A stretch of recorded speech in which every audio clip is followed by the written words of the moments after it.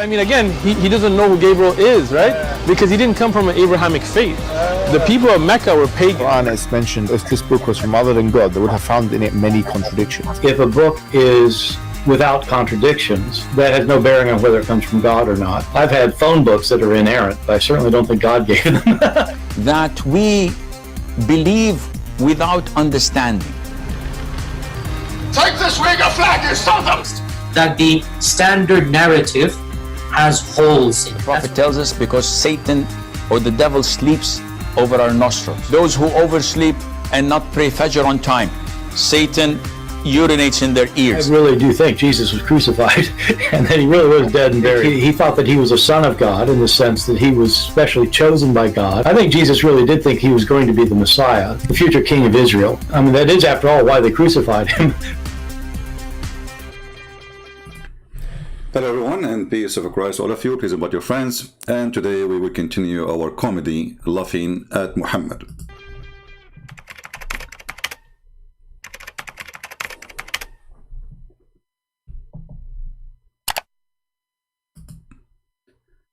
We heard in this introduction some of the most hilarious things happen in the last week or 2 weeks. But one of the most funny thing is that the Muslims are so desperate to the point they go and ask an atheist for help. You know, when you see somebody, he claims that he's a believer in the one God who is a shin, and his shin is so sexy and you know it. When you see somebody, he is a believer and he go after an atheist who believe that anyone believing God is stupid. When you see somebody, he is a Muslim, and he asks someone, he deny everything written in the Quran to be true, just to fight Christianity. How stupid is that? And this is exactly what happened to this Abdul. This Abdul, he is a certified donkey, like he's a prophet. So if we check out what happened exactly in this interview, you know, for me, the interview doesn't make any difference. You know, I mean, this guy, he's an atheist. What do you expect him to say? And what do you expect him to say? This guy, he believes anyone believe in God is stupid too. Ask him, do you believe in God? He will say, no, people who are stupid, they will, you know. So, I mean, what the point of bringing an atheist, you donkey? Unless you are a certified donkey, and this is the reality. Certified donkey, like Muhammad Hijab, is inviting, according to Muslims, according to the Quran, the one who don't believe in Allah is a donkey. The one who don't believe in Allah is najis, is filthy, is a kafir, is wicked, is. So the Muslims, they invite somebody, they believe he is wicked, proving to us their wickedness. Because who is going to, I mean, if me, Hijab, is an atheist, I will say he's an atheist. Okay. This is what atheists do. They side together. But this idiot, he is supposed to be a believer. So why you are inviting an atheist? And then after he invite the atheist start giving him screws live on air. And the funny Mimi Hijab, he put the video. Look how honest he is. What does it mean to be unreliable? Muslims believe in Jesus Christ. There's a lot of interest, I think, from the Muslim community, and many Muslims feel that, well, your conclusions, your historical conclusions of who Jesus Christ is more commensurate with the Muslim idea than it is with the Christian one. Yeah, you know, we have to consider that Muhammad was a child molester. So, okay, Muslims think Jesus was a Muslim too. Why? Jesus was a child molester? Muhammad, he go to the house of his own son and he flirt with the wife, and then later he forced him to divorce her. Is that what Jesus do? While Jesus was walking in water, making the blind see, resurrecting people from death, Muhammad was masturbating, playing with his private part between the legs of little tiny Aisha at the age of 5. Which according to Muslims, it is 6. In our calendar, that will make her 5. So the desperate Muslims, because they are bankrupt, their bankruptcy took them down to the bottom. And look what happened. I wouldn't say that they line up well with the. I wouldn't say they line up well. By the way, this idiot, just to show you this guy is a stupid, he have an interview with the apostate prophet. He said the opposite in somehow. You know, this guy is obviously mentally ill. This Bart Ehrman is a mentally ill person. For us, we don't take what he's saying into consideration. Here he says the Christians and Muslim faith, they don't line up together. Absolutely not. Absolutely, we agree. But in different statement, he said the opposite. So this guy is literally have a mental illness. But sometimes crazy ones, they can be crazy because they are smart. You know, I mean, there is like, let us say, a thin hair between a genius and mentally ill person. Muslim view. I really do think Jesus was crucified and that he really was dead and buried. So what this guy he did, Mimi Hijab, he invited him to prove Christianity and the Bible is corrupt. But look what happened. If this is the person who can prove it, then he can prove it. And we accept what he's saying. And Mimi Hijab is sitting like a puppy. By the way, somebody sent me a link of Mimi Hijab, previous link. He was showing his chest, and I noticed he have hair in that chest. The one he did last week, he shaved it. I mean, you know, maybe for you this is normal, you know, but for Middle Eastern this is a shameful thing. Go and ask any Middle Eastern. But anyway, Muhammad, he used to use sugar to shave his ass, and he shave his chest, and to shave his arms, because he always, Muhammad, he wanted to be a girly. For Middle Eastern culture, this is a big shame. And this is what Hijab he did. Go watch his videos in the speaker corner and see he have hair in his chest. See the last, you know, he took it off. But now he will shave everything soon. I mean, I'm sure he's shaving everything already. But soon he will shave his beard, because he just said, and he is sitting like a puppy with this man, that I believe it truly that Jesus was crucified. That means that the story in the Quran is a joke.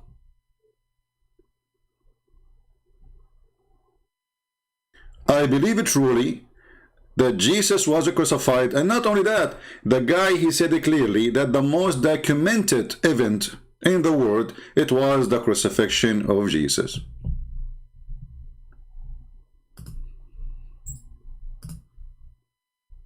About the crucifixion of Jesus and whether he was indeed crucified. Right. I know in Islam the teaching is that he was not actually crucified. I think on a historical basis, Jesus was absolutely crucified. I think that there's Jesus was absolutely crucified. Listen, for me, I don't care what this guy is saying, but you Muslim, you invited him for interview. That's mean you are the one who take him into a big deal. So when he said Jesus absolutely was crucified, that's mean absolutely Muhammad is a fraud. And he is a son of Muta because he's born 4 years after his father's death.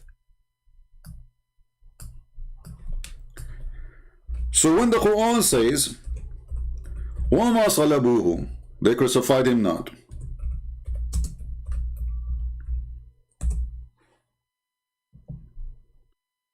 People, don't forget to invite your friends. Don't be lazy. I'm not going to ask you to subscribe. I don't care. Don't subscribe. Who care? Chapter 4, verse 157 says that the Christian, they say, oh sorry, the Jews, they say, that we killed the Messiah, the son of Maryam. They crucified him not, nor they killed him. So the Quran confirmed two things. There was no crucifixion and there is no killing. Then Muhammad Hijab, the dummy, the one who shaved his chest, he liked to have a nice chest, which is nothing but full of beef.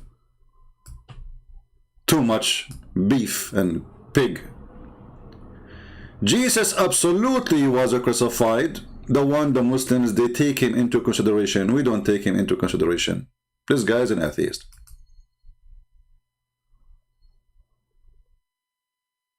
He was what? Absolutely. Absolutely. He did not say maybe. You see, this guy is an enemy for Christianity. He hates it. So why he would say such a thing? is that he was not actually crucified. I think on a historical, I know in Islam the teaching is that he was not actually crucified. I think on a historical basis, Jesus was absolutely crucified. Bingo. So Muhammad is a fraud. There's no question and there's no debate is needed, because the Muslims, they agree that this is the consultant, we can ask him. This is the one we can go back to, and the proof, they have his interview. They have article about this interview now. Imagine the Muslims, this is how silly this cult is. Those people, they have articles about it, but they will not mention in the article what this guy said. That Jesus truly was crucified. And you notice here how many hijab sitting. He is so cute and so sweet, especially when he said to him that your book is the same as the yellow pages. I'm not interested in whether Jesus was the Son of God, because I don't think there's a God. And so My understanding is that your conclusion is that Jesus Christ was a messianic prophet. Your conclusion is that Jesus Christ was a messianic prophet. You stupid idiot, donkey. This guy is an atheist. Are you donkey? I mean, somebody grabbing from his tail. In order to believe that he is a prophet anyway, he have to be not an atheist, you idiot. I mean, when the mother of this man, she gave birth to him from which location? I think he was a booger. He was a booger in the nose. You are asking an atheist.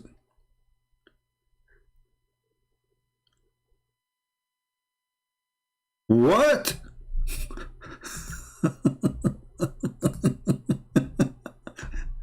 Son of God, because I don't think there's a God. And so My understanding is that your conclusion is that Jesus Christ was a messianic prophet.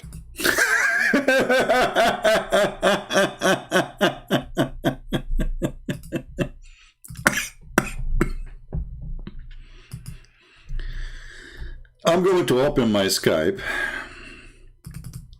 so we can have any Abdul. He would like to explain why Muslims, why Allah cannot find a smart person to defend him, why Allah is so desperate he got the most stupid idiot ones to present him to us. If those are the one who will defend Allah, so who is the one who will fight Allah then? Because it's a... Is the video working fine, guys? All right. Is everything fine? Because from my side it froze for a second. So, do you think that the Messiah, he thought he is a you think he was a messianic prophet?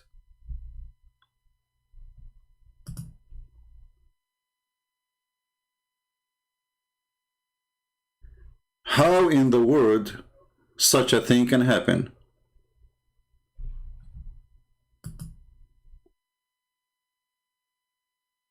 Let us see if we have a problem with our connection.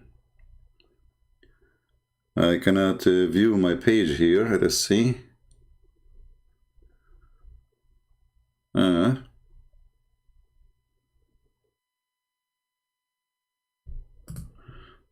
What happened to YouTube? Let us try something else.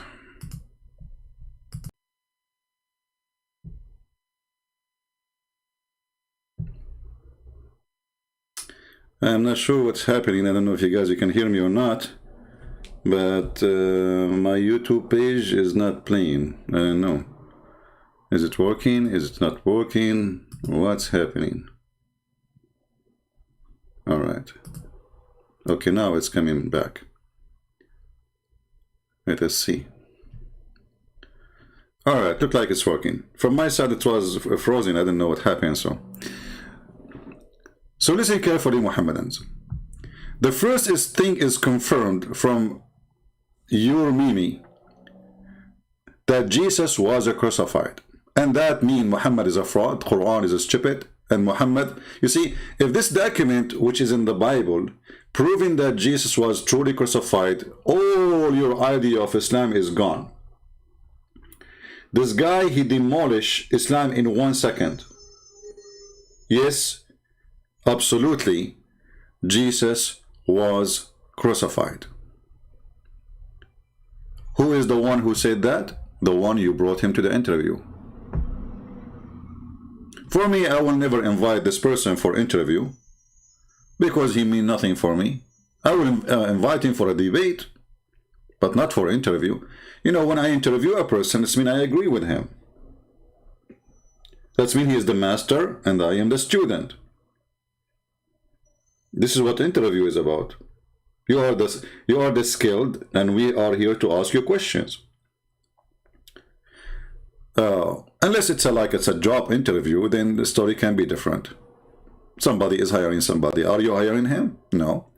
So the Muslim, they needed this person, and this person, he confirmed that Jesus absolutely was crucified.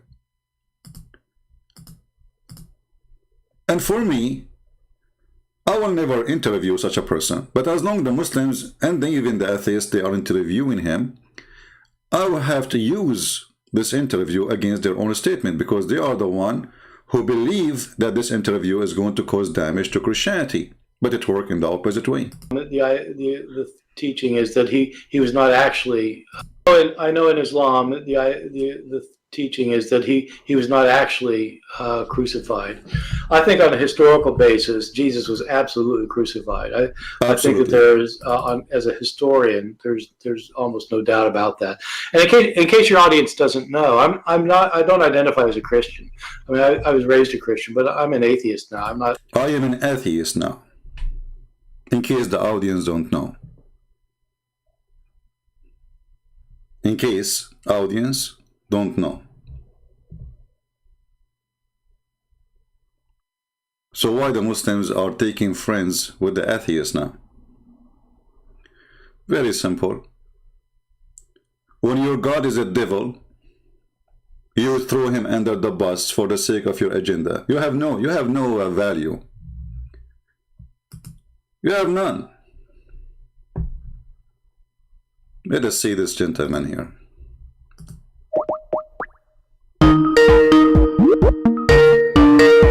Hello. Yes, my friend, you are live on air. Yes, so did your historian DNA tested the likeness of Jesus that got crucified? Did who? Did your historian or atheist person DNA tested the likeness of Jesus that got crucified? DNA? DNA test, yes. Where do you want to get the DNA? Okay, so when there is no body, you can't prove it was Jesus, right? Okay, did you test the DNA for Muhammad? That doesn't change anything for us. Well, you change, because the Quran says that Muhammad, he says, when a prophet he die, the earth will not consume his body, so we should have a DNA. So if his body is not consumed, then the Quran DNA says that. No, Muhammad Quran he said that. Muhammad he said that he said nothing Quran. That's nothing Quran. I mean, my friend, your prophet. Are you saying your prophet is not to take into consideration? He is a dummy. He says things, stupid things. Here we go. This is your prophet, and this is Sahih Hadith. He says, pray for me on Friday. And today is a Friday. Let us pray to Muhammad. May Allah bless you, Muhammad. May Allah. Okay, they said to him, but Muhammad, you will be dead. He says, but don't you know that the prophet, the earth is forbidden from consume our body? So now if we go to the grave of Muhammad, we shall have the body of Muhammad there, and we can take the DNA. But the hadith report that Muhammad, after 3 days from his death, because they didn't bury him, they believe him, they said, okay, he said the earth will not consume my body. So they did not bury him for 3 days and 3 days. You can go and search it. Ibn Abbas, the cousin of Muhammad, he said, idfinu sahibakum fa innahu qad antan. Bury your friend, he smelled like shit. That's what he said. And then the other hadith says that his pinky and his fingers are shrinking, like he's grabbing his hand. It's what happens to people when they die. And he said, قَدْ رَبَ بَطْنَهُ, you know, the belly of a human being when he die, because whatever he ate before he died, the bacteria will start, you know, doing their job, which is they are there for it. and then a lot of guys will come and will make his belly like a pregnant woman. So, and then Muhammad starts farting. So you are the one who mentioned the DNA. We can solve the problem about Islam very easy. If Muhammad, his body is there, we can go and get his DNA, and that will prove that what Muhammad he said is true. That the body will not consume that the earth will not consume his body. His body will not decay. But as you see, even before they buried him, his body is already decay. What say you? You changed the subject, right? No, you are the one who mentioned to me the DNA. Is it me who said DNA? I said for me. I said to you, how we will get the DNA of Jesus? If you Muslim, you stupid, you believe that Jesus right now in heaven. Don't you Muslim believe that Jesus in heaven now? How I'm going to get his DNA? So without if there is a bus, stupid Abdul, if there's a bus to go to heaven right now and get the DNA of Jesus. So you can prove it was Jesus I'm crucified. asking you, is Jesus now in heaven or is in earth according to your stupid cult? Before crucifixion, he was in heaven. This is not the question. Jesus not now where he is, because you are asking me to get his DNA. So if in order to get his DNA, we have to go and get the DNA from Jesus himself. Jesus right now is alive or he's dead, and where he is, answer me. He's 11. You can't get the DNA, so you can prove it was Jesus crucified. So you are stupid then, because Jesus, he is alive, and now he is in heaven, and this is in total agreement with the teaching of Christianity, because we believe that Jesus, after the crucifixion, he went up to heaven. Now I'm asking you, the gentleman who Mimi Hijab, he invited him, and he agreed that he's a scholar. This is what he agreed. This is why he's inviting him. He said that Jesus absolutely was crucified. He didn't DNA tested the likeness of Jesus that got crucified. I'm asking you now, the guy he said that, he confirmed. He don't have a DNA too. So why you Muslims don't agree with the one you interview and he said Jesus absolutely was crucified? Why should we agree with him? What do you mean not? Because he didn't DNA tested Jesus. Okay, hold on, but you are the one who invite him to take his professional opinion. Just asking him, yes, just asking him. But what do you mean just asking him? Okay, he answered you now. Now it is your turn to refute him. Because now he got your Quran busted. The Quran says that Jesus was not crucified, nor he was killed. Okay. Okay. So when the guy he says so, no, he was killed and he was crucified. How did he know when he didn't DNA test it? Hold on. And your dummy Mimi Hijab sitting like a puppy. He did not say to him, no, we have a proof that he was not. Did he say we have a proof he was not? No. The guy, he said, this is the most documented, even by non-Christians, that Jesus was crucified and he was killed and even he was buried. And then you Muslims, you sit like a puppy in front of him. You don't say, no, we have a proof. They did not say to him, the DNA. This is the most silly argument ever. Let us talk about DNA. Do you like to talk about DNA? Okay. Okay. What is the DNA? DNA should be get from the blood of the person. The blood of the person. Yes. So, okay. So now, if there is somebody have no blood, he have no DNA. But your books have recorded he was bleeding, right? I'm asking you. Are you stupid or what? Are you going to say that somebody should have saved the DNA in the floor since 2,000 years ago? Is that what you are saying? I want to know, what is your mother feeding you when you were a kid? Wasn't his blood in his tomb? I'm asking you, are you going to say that we should have his body saved for 2,000 years because you need to check his DNA? I repeat your question. I didn't get it. Repeat the good. Okay, I will repeat it for you as I can now. Brother and sister, a Muslim called me and he said to me, can we get the DNA of Jesus? Because if Jesus was crucified, we needed the DNA. Okay, now this is the answer of Zakir Naik to you, so you can understand. Are you saying that we need to save the blood of Jesus for 2,000 years so we can send the DNA? Here we go. Do you understand now? Gospel of Basilides has recorded Jesus was crucified. I'm asking you, are you saying that the Christian, they should save the blood of Jesus for 2,000 years because one day somebody will know how to examine the DNA? And you stupid idiot, let us say we get the DNA of Jesus. That will prove nothing, because all of us, we have DNA even before we die. So you are a stupid mental.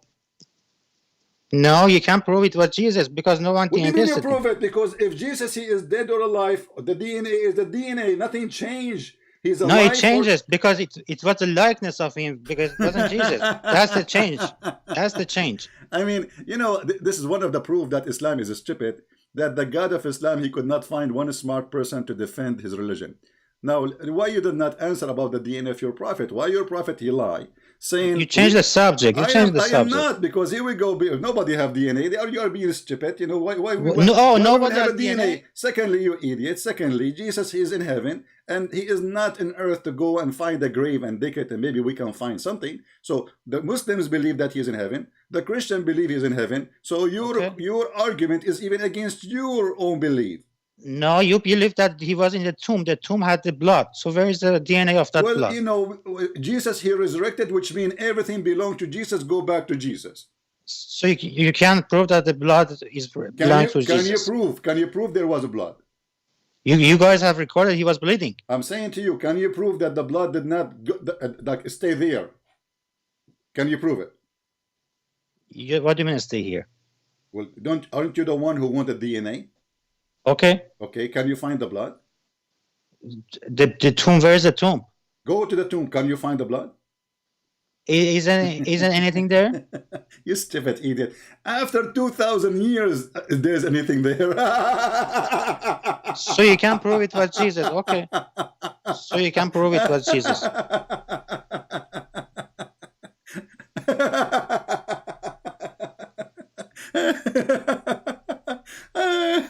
I mean, you know, honestly, did somebody pay you to call me, or you did it voluntarily? Gospel of Basilides has recorded Jesus wasn't crucified. So he was transfigured into someone else. Hold on. The Gospel of who? Basilides, Basilides. But this Gospel says that the one. This is not a Gospel, by the way. This is a fiction. But anyway, we will go with you. Just you are stupid. You hear this guy saying the word and you do not know even how to say it twice. But we will go with you. But even that says that Jesus is God because he is the powerful God. He made someone look like him. Do you agree with that? Where does it say Jesus made someone look like him? You are making that by yourself. Okay, here we go. Everybody will laugh at you again. Here we go. This is the interview. Open your YouTube and mute my Skype for now. Okay. All right. Here we go. This person, he will get you busted. You are an idiot. You do not know what are you talking about. In case your audience doesn't know, I don't identify as a Christian. I mean, I was raised a Christian, but I'm an atheist now. I don't have a particular stake in any of this information personally. But I think the crucifixion of Jesus is probably the best attested, one of the best attested events of his life. It's found all over the place in our early sources. It's even mentioned by non-Christian sources, and it's a kind of a complicated thing for me to argue. Although I can at length, if somebody wants me to, it's not the kind of thing that Christians would have made up about him if they wanted to make up legends. If they wanted to make up something about Jesus, it wouldn't be that he got killed by the enemy, tortured to death. What they would have made up is that he became the king and he's sitting on the throne in Jerusalem. But they couldn't make that up because everybody knew it wasn't true. And so they had to say, well, yeah, he got crucified. But then they ended up saying that because he was crucified, that was significant, that it was the plan of God. And but they're kind of explaining it. They're not. They're explaining because they got to explain it because he was crucified. Yeah. The Islamic account is very strange. It is that I guess that people think Jesus was crucified and that somebody was crucified, but it wasn't Jesus. It was just somebody else who people thought was Jesus, and it's a very strange thing to think. So it is. And it didn't start with Islam. It actually there's a Christian teacher in the 2nd century named Basilides who was an Gnostic. And he wrote a gospel. He wrote a Gnostic gospel. We don't have the gospel anymore, but we have a church father who talks about it. And in his account, what he says is that there was a fellow in the Gospels. Jesus is carrying his cross, and they impel somebody else to carry the cross for him to the place of crucifixion. And according to Basilides, what happened is this other person whose name was Simon from Cyrene, which is in North Africa, Simon Cyrene carries the cross, and when he gets there, Jesus pulls an identity switch. He's the Son of God. He can do miracles. He makes Simon of Cyrene look just like him. And then he looks just like Simon of Cyrene. And so the Romans think they're crucifying Jesus, but they're crucifying Simon, and Jesus is standing by the cross laughing. So you idiot. Unmute YouTube now. So he said because he's a son of God, he's a powerful God, he can switch identity. So even the book you are quoting for us, which is a funny book, this is a heretic, this is a false, this is why he is not, this book does not even exist. Nobody follow this idea. So even there, this person, he is saying that because Jesus is a son of God, he was able to switch identity. It's not, Hold on a second. It's not Hold on a Allah. second. It's not Allah who switched identity. Because Jesus, he is the son of God, he was able to switch identity. Your mind. He's saying because he's son of God. How did he know he was son of God according to the corrupted gospels, right? You idiot. The same gospel you are mentioning. The one you are saying this is the truth. You just told me the name. According to that book, this person, he said that Jesus, he switched identity because he's the son of God and he can do it. At all times, the title son of God was given to the righteous person of the family. Did you hear what he say? Are you deaf? He made his own, he added his own interpretation, not the word that was in there. This is what that book saying. No, that's his interpretation. We can play it again. Are you slow? He said because because was his own interpretation. Abdul. Yeah. Okay, hold on. So let us go. I will go with you. So why your stupid God never mentioned this Bible? Why should mention any Bible? No, your God, he mentioned the word Injil, which means which means the book is written in Greek. And who is the one who wrote the book in Greek? Injil is a revelation given to Jesus, not saying that he will get crucified. No, hold on. There's no book revelation given to Jesus. That is a stupid idea. Even your stupid Quran says that Jesus, when he was in the cradle, he spoke as what? As a prophet, correct? He spoke, okay? Okay, so when he got the revelation, if he spoke in the cradle, when he got the revelation, I want to know.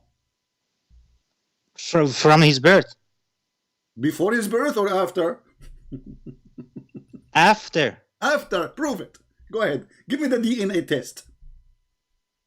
That is not related to this subject. No, this is related. Because Jesus is just born. He don't talk yet. And yet he is talking, saying, word of God. So Jesus did not receive revelation. Jesus is the revelation. Are you referring to our book? Some of that our book is true, right? I'm talking about your stupid Quran, chapter 19, verse number 29. Quran is true, right? I'm not saying it's true. It's a true joke. So don't use it as to show the I'm truth. using it against you because you are a joker. That's not against me. If it's against me, no, it's against you because if you go to court, I have a degrees in law. So when you go to the court, I saw a check written and signed by you, not by me, you idiot. So this is a book signed by you, agreed by you. So I use signed it by me, you. Okay, agreed by me, okay. All right. And it says Jesus was a prophet. Did Jesus speak in the cradle? And it said Jesus was a prophet only, okay? Okay, no, hold on. You said he received revelation. I said to you when? He said by birth. Prove it. What do you mean prove it? Okay, where is Jibril who came to him and squeezed him like Muhammad? When Muhammad received revelation, a guy, his name is Jibril, appeared to him as a man. He squeezed him three times and no mayonnaise and no ketchup came. And he keeps saying to him, read. And Muhammad, the idiot, he do not understand.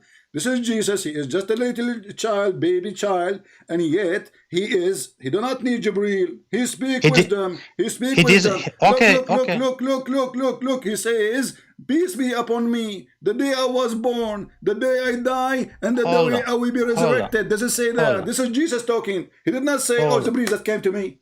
Jibril, hey Jibril, what you're saying? Okay, I'm going to say what Jibril said to you. Can I talk? You can talk. Did he say, so peace be upon me in the day I was born, the day I die, and the day I am resurrected?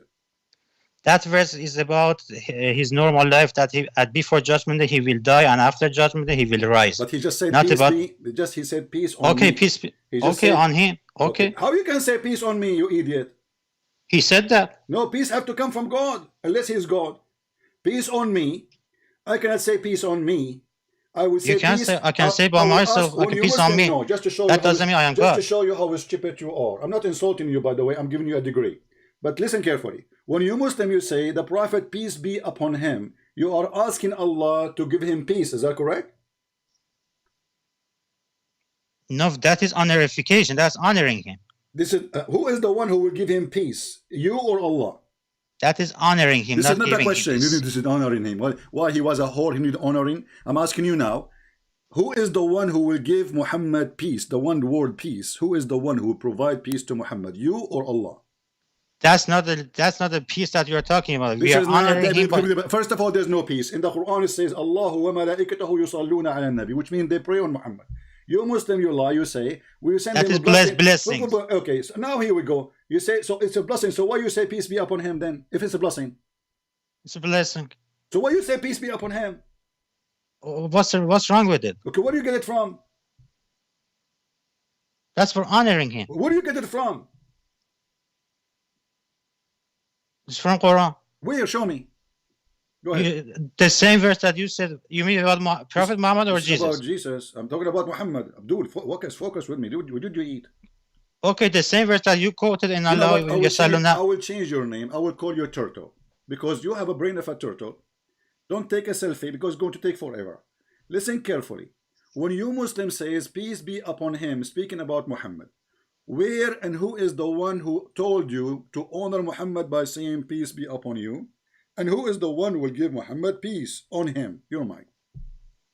It's not giving him peace. It's blessings. I don't care. Who is the one? You are the one who said peace be upon him a second ago. Now it's not the blessing. It's not peace. It's blessing.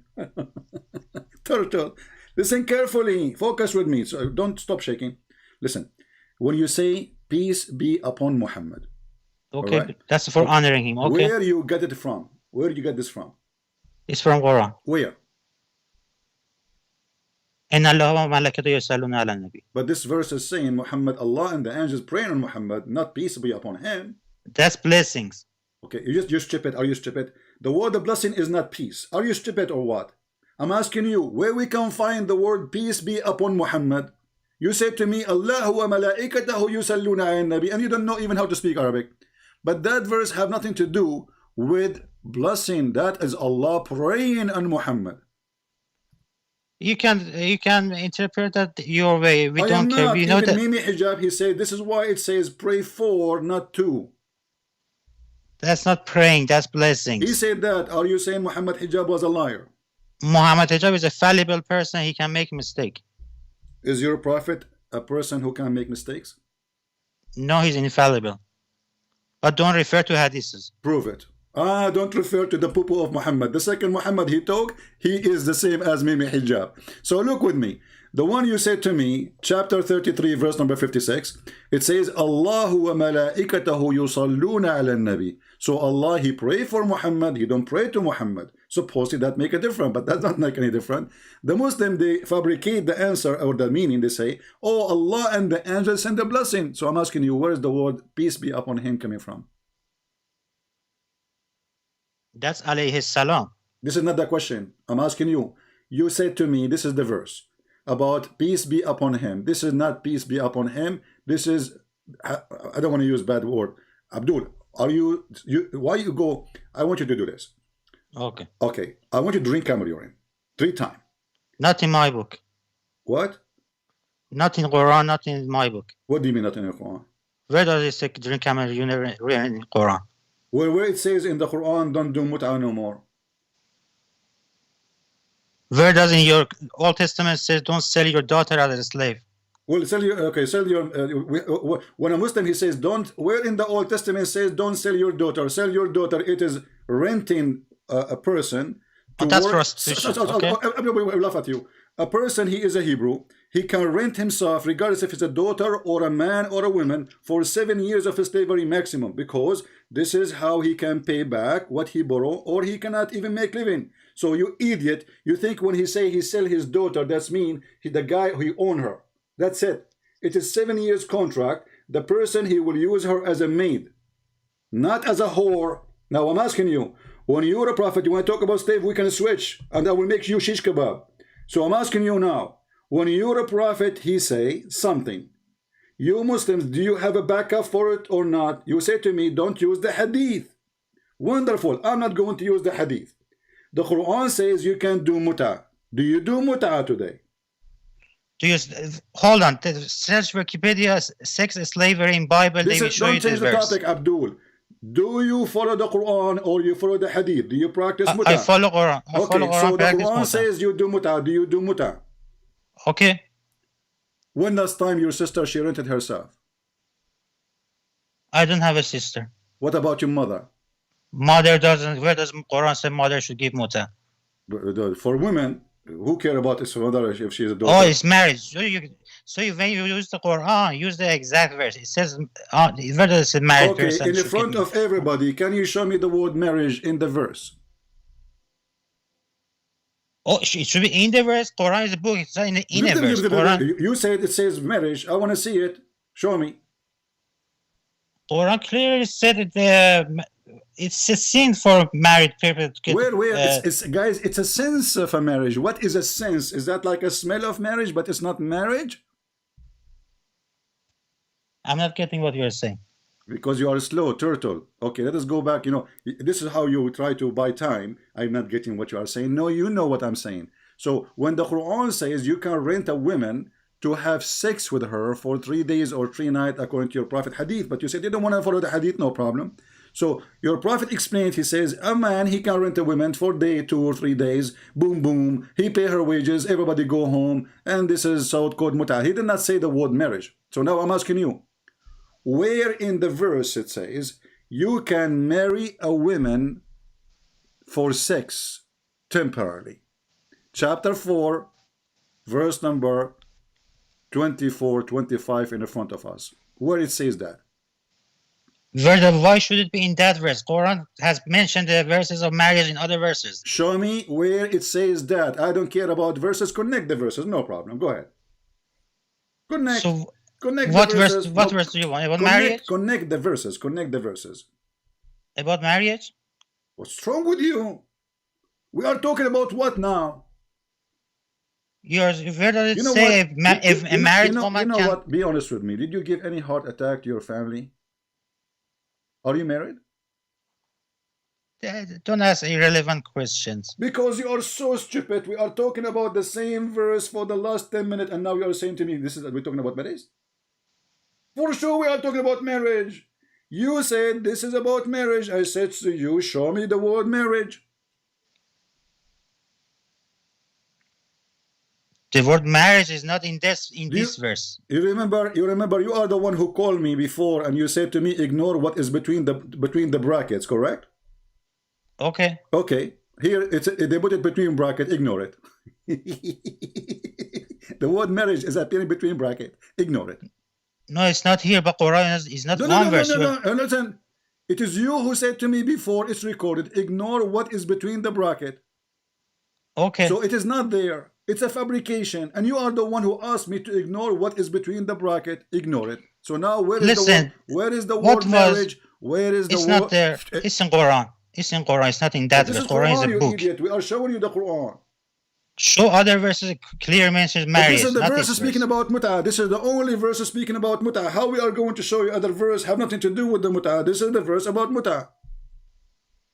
Other verses, where does other verses a married woman can give muta? You see, I got you. Oh, okay. Which other verses said a married woman can give muta? Which one? Abdul, which verse? Okay, guys, which verse it says married women they can do muta? Who's talking about married women? You idiot. We are talking about the women. You can rent her. Did I say a married woman can do muta? Okay, so right now we agree. Okay. Okay, so you Muslim women, you go in the market. She stand in the platform. A person he stop his car. He say to her, "Can I rent you for half hour?" And this is according to you marriage. Okay. Okay. The same is in your book, right? No, where? In Exodus 21:7 and Google Wikipedia. Okay. Wikipedia no, sex slavery. Wikipedia. Exodus 21. Read it for us. Where it says you can do muta. 21:7. It says you can sell your daughter as a slave. But, she is a slave. She will be a maid. Then you can have sex with slaves in other verses. Other verses you can have sex with slaves. You see, you fail miserably. No. You fail miserably. Hold on. Search Wikipedia sex slavery. Sex slavery in Wikipedia. Expedia boy. Listen. So when I ask you for reference, you give me a reference. However, you Two agree, references. you agree. I give you two references, not one reference. No, you gave me no reference. That is a lie. This is not. That's one reference. 21:7 true. Exodus. That is not a true, because the Bible says it clearly. If a man he rape a woman, he will be put to death. And if she is single and he is single, they have a choice to fix it if she agreed to marry her. So you are a liar again. Because no, hold on a second. Hold on. Let me. No. It doesn't say that. It doesn't say that. But boy, don't change the topic. It doesn't say that. So you are the one who said that you Muslims have no problem your sister or your daughter or even your mother to rent herself for. Mother is married. Don't make things mix up. What? Mother is a married person to a husband. Mother is what? Mother is a married person to a husband that has a wife. He has a husband doesn't. There's no marriage. There's no mother woman. She is divorced and she have no husband or widow. A divorced woman. Okay. Okay. So you are saying that Islam is a religion of ethic, and a Muslim woman, she can walk in the street and she can stop by anyone, and a guy he offer her to have sex for $10, and this is Islam. That's in your book also. You fail to show me. I am giving you two verses. One verse, Exodus 21:7. You did not give me anything. The verse there. The second verse. Okay, hold on. So, if you go in the same chapter, I challenge you in front of everybody. Do you like to read Exodus 21? And the second verse also. Do you like to read the Exodus 21? And the second verse. Well, read any verse you want. Go ahead. Okay, hold on a second.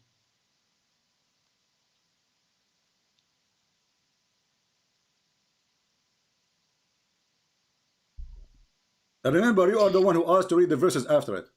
Leviticus chapter 19. You see it Exodus. Don't change now. You said Exodus. You see, I got you. I have okay, you got me. No, we can read that one, son of Mata. Don't play a game with me. You said Exodus 21. You are the one who said Exodus 21. Read and Exodus. The second verse. Hold on. So Exodus 21 says, and if the man he married her to his son. So why you jump from that? It is you who mentioned it. So he 21:7. Yeah, 21. Yeah, 21. Read 21, 7, 8, and 9. Read it.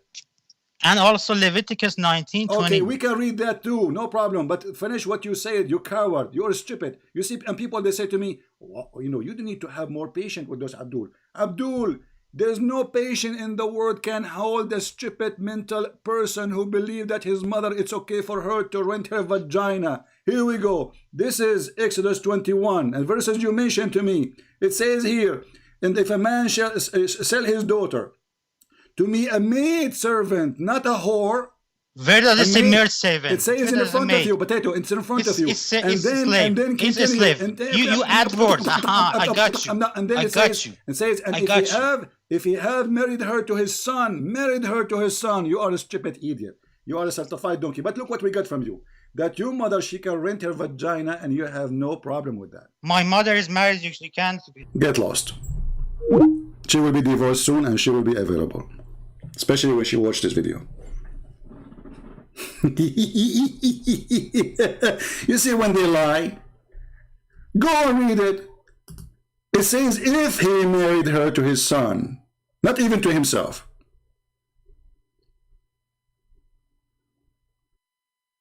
He can't even sell her out because this is a contract of employment. People at that time, they are poor, they are desperate. There's somebody have money. So he comes to him and says, I want to be your servant. This is what slavery mean here. A Hebrew man or Hebrew woman, she say, I want to be your maid. I want to be your slave. Which means you have full control of my labor. And those people, because they have no income, not like now we can apply to work in Walmart.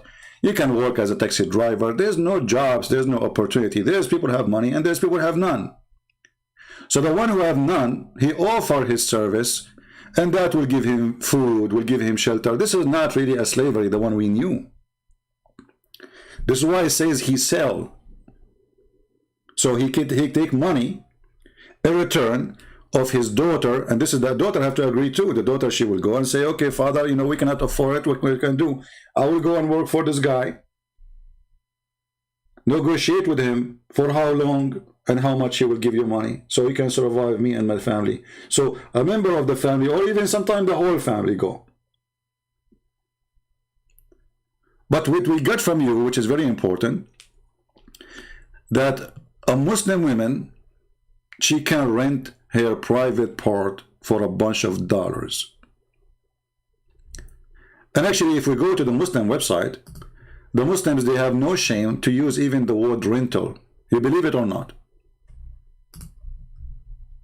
Let me open the reference for you. Rental. It's not a Christian prince, he is insulting using that word. It is the Muslims.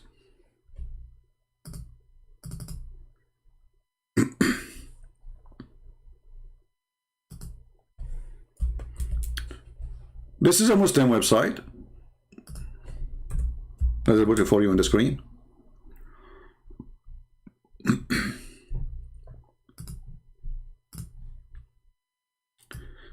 alislam.org. You do not need to rent to read the whole article, not to rent. Just search for the word rent in the page. Rent or rented. Look what you will see.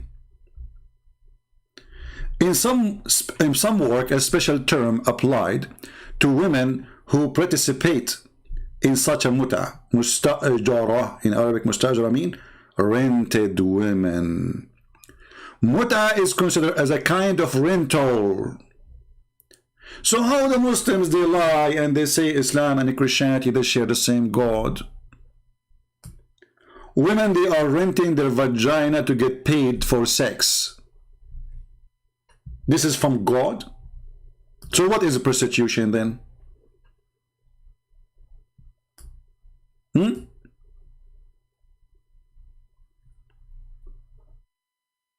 What is a prostitution?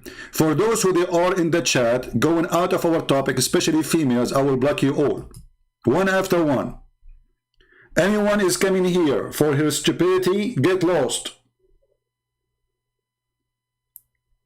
Some people here, they come, they have no shame. We are trying to save soul. They are worried about their lingerie. Muslims, stop thinking about your panties. Think about your head.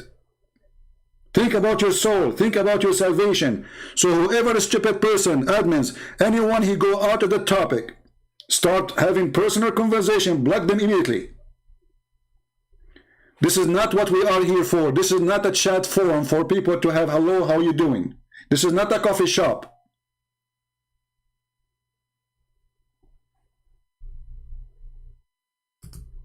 We gave you a warning. You better listen. Anyone he see this girl, her name is Nightmare, from the admin, block her immediately. Now and forever. I don't want to see this woman again. Go and see a doctor. Go and take medication. We are here to save soul. They are here to date.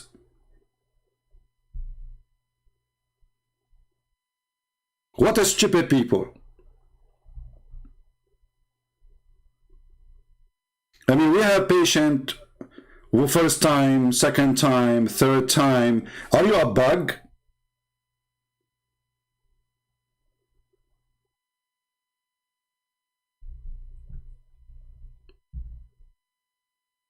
Thank God I am not married. You as women, they make you hate to get married.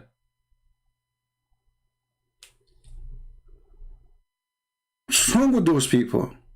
Look what we are fighting for. And look what they are busy about.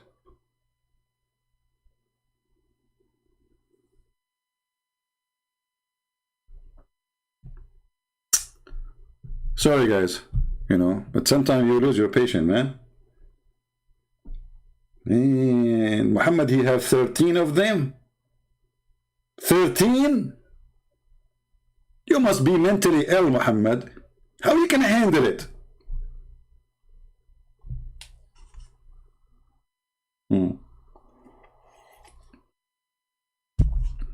Now, for sure, not all women are the same. There's super smart, genius ones. They are way smarter than men. But there is some women, they are really, no, they mispresent their own gender. Now, do we have any Abdul? Do you have the DNA of Jesus? Look at this guy. I mean, this guy, he was thinking about it for 10 years maybe.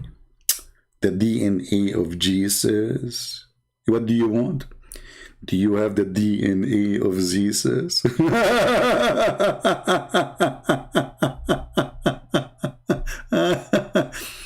Somebody asking how different the Shia 12er understanding of jihad and jizya compared to mainstream Sunni. It's the same, my friend. You know, Ali, he burned people alive. Ali, which is the Shia, they worship him. You see, the Shia, the difference between the Shia and the Sunni is not much. But the Shia, they make Muhammad family to the level of God. So they say that those Muhammad and his daughter and Ali and the kids of Ali, they are not human. They are light. They are made of light, and they used to be stars from the forehead of Allah. When the Quran says that Muhammad is a siraj. Siraj is a lamp. Siraj is a lamp.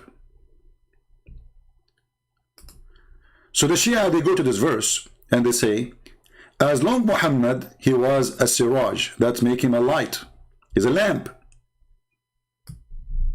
And as long Allah is a light, and he's a lamp too.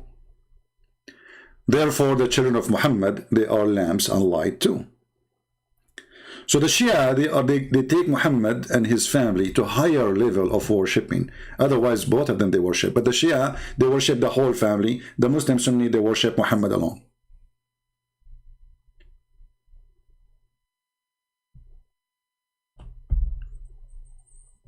I hope I answered you.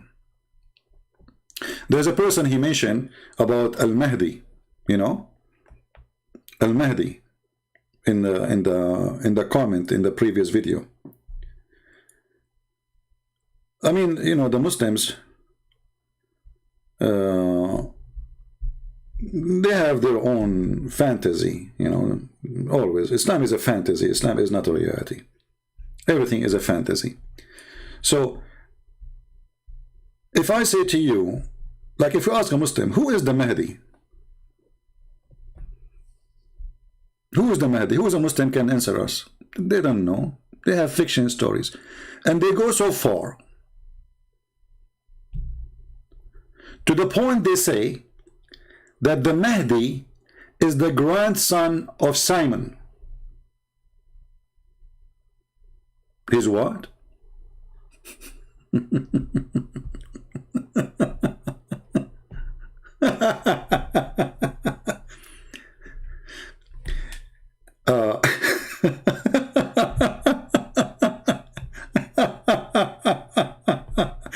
I mean, the stupidity of this religion, especially Shia, it goes so, I mean, it's beyond stupidity.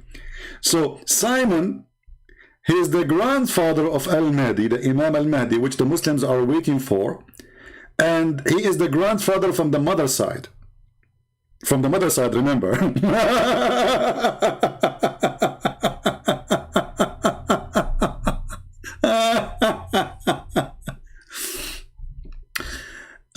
Armin, Turtle, how are you doing? Go open the interpretation for this verse in the Shia books and you will see. You're an idiot. You're a certified idiot. There's tons of videos on YouTube, actually. We can play them. They are saying clearly that Muhammad and his family, they are Anwar. هذول ما هم مخلوقات مثلنا. هذول أنوار ربانية. They are not human like us. They are Anwar. They are light like us.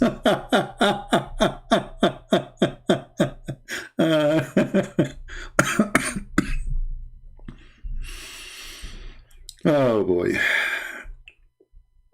You see, Islam is trying to copy everything in Christianity. Jesus have 12 disciples. Muhammad, he have 12 imams. Jesus, he have 4 disciples, wrote 4 books. Muhammad, he says, take the Quran from 4. Jesus is God. Muhammad, he changed his name. He made it the praised one. Islam is a counterfeit of a Christianity. All what Islam does, try to replace Jesus of the Christians with Muhammad, who is the praised one. The second you say he is the praised one, that means he's God, because there's no one should be praised save God. When we say we Christian, whoever believes, they say praise God, right? We don't say praise this, praise God. There's only one worthy to praise is God. So when the Muslim, they agree that their prophet, his name is Muhammad, that will not make him a prophet no more, because now he is the praised one. So who is the praised to?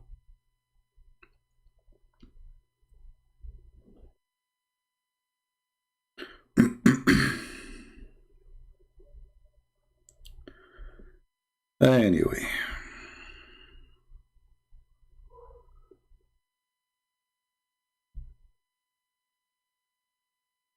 Do we have any Abdul?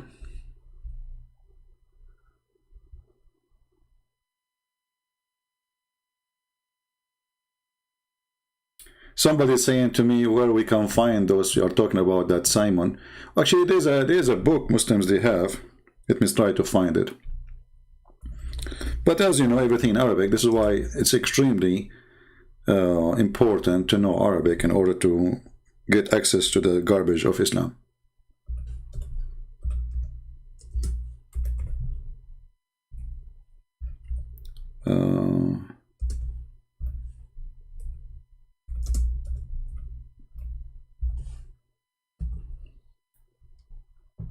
Here we go. I searched in Google, and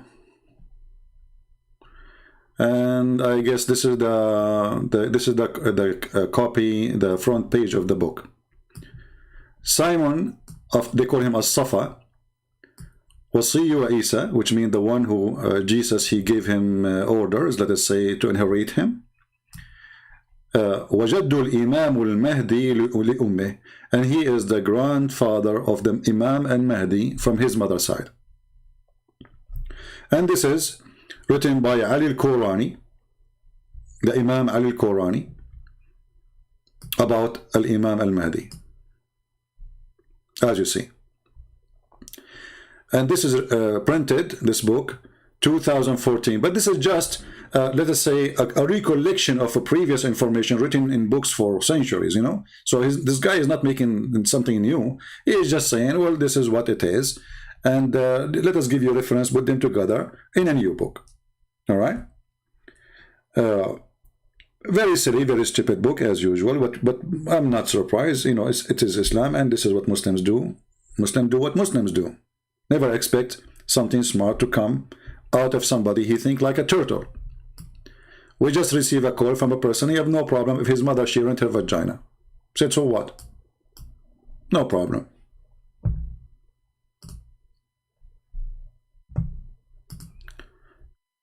Anyone have a question? Anyway, so the title today actually is about the yellow pages. The yellow pages. You believe it or not, Mimi Hijab, he got an idiot who is really silly, and even the silly one was smarter than Allah. But how this happened? Mimi Hijab, he decided to stood a little bit and to defend the Quran because he looked horrible.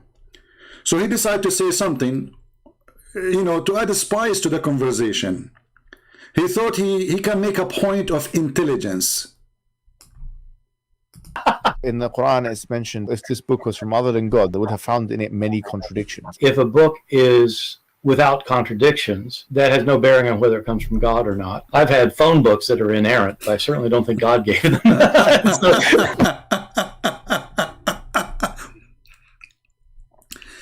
And the funny, Mimi Hijab himself, he laughed at the stupidity of his God. Because how in the world you come to me, and the proof is that if this book is from God, you will find no contradiction. Open Mickey Mouse magazine, find me a contradiction. Try.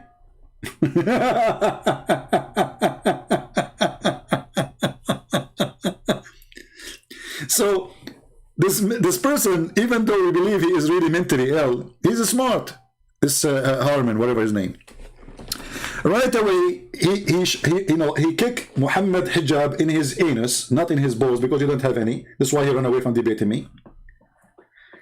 And he told him, "You idiot, you stupid, you donkey. What kind of logic is that? So if there is no contradiction that to the book from God." And not only that, this God, he failed even in his own challenge. If this book has no contradiction, the Quran is full of contradictions. And one of the most clear one, chapter 41, chapter 79, where one says that the last thing Allah created was the lamp, and the other one says the last thing Allah created was the mountains. Very easy. A Muslim yesterday, he posted a comment speaking about the book of Genesis. In the book of Genesis saying, like chapter 1 and then chapter 2, he says, well, here it says that God created the animals first and the human after, and then there it says the opposite. That's false. In one is giving the order of a creation, and the other one explaining the creation.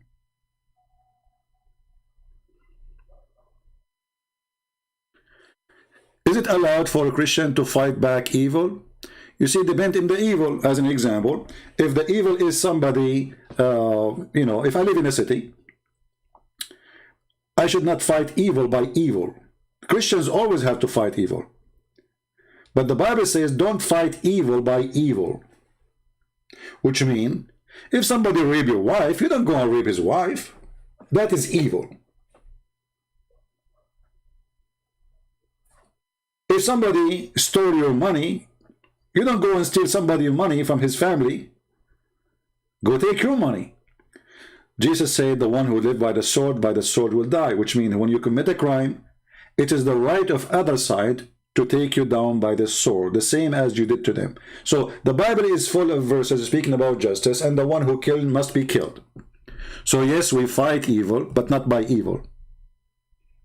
If somebody commit a murder, he shall be killed for his crime.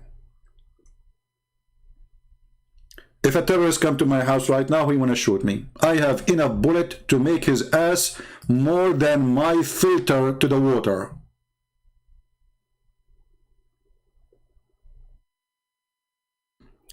So many, they say, Christ, he said, don't resist, right? But don't take don't take that explanation.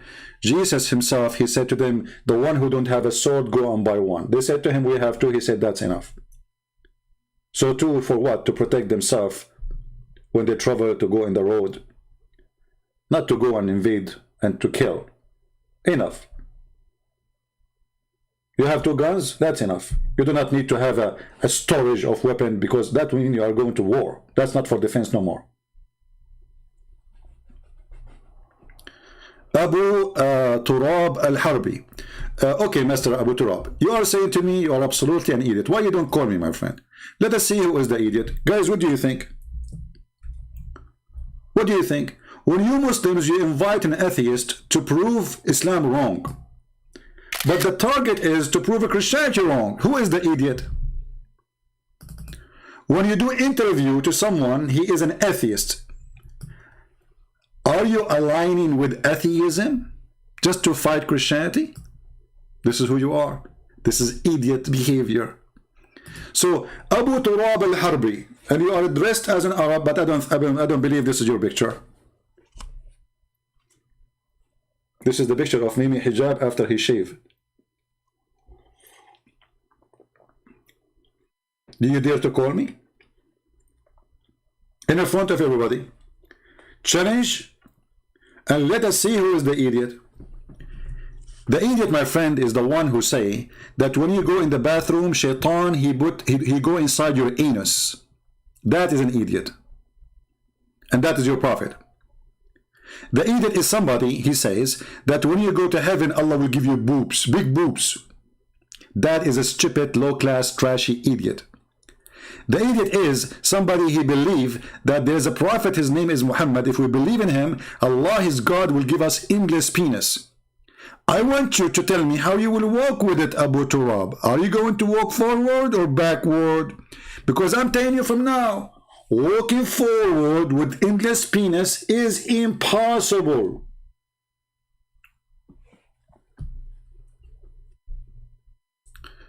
This is an Arab tribe leader? Really? This is the picture of Arab tribe leader? Yeah, which one? Are you proud about Arab tribe leader? Okay, then I can say to you that the Prophet says the one who is proud about his inheritance from before Jahiliyyah, because tribal is an inheritance from Jahiliyyah, tell him to go and bite the penis of his father. Are you going to bite the penis of your father? That's your Prophet's statement. So look what happened.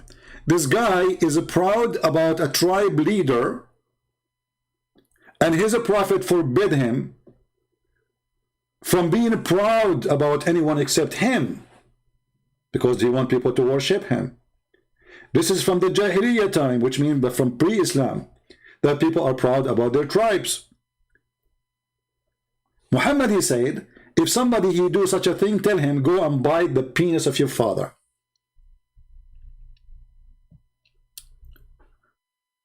At least have some akhlaq. Look who is talking about akhlaq. Mut'ah, boy. Get lost. We just heard your brother saying, yes, in Islam, he can rent his sister. And you are talking about akhlaq. Mut'ah. Muslim, they have, what's it called? Zawaj friend. Search Zawaj friend. What does that mean?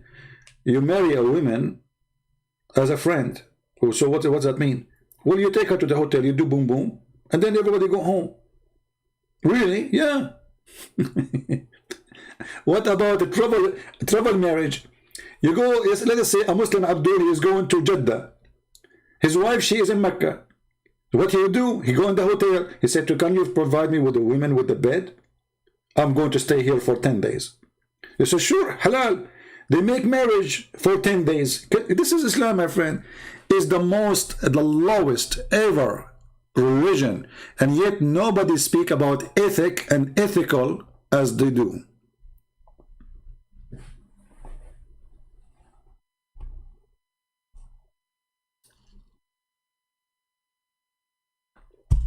Any Muslim he dare to make him square, even if you are sitting in a room, have 4 corners. Anyone?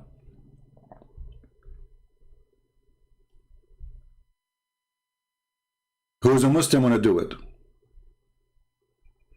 The only Muslim until now he called us is the guy with the DNA. I mean, look at this idea, man. The DNA. Do you have the DNA of Jesus?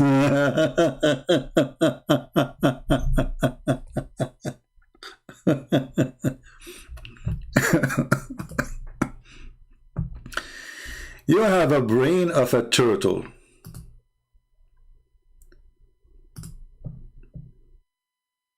You have a brain of a turtle. Prove me wrong.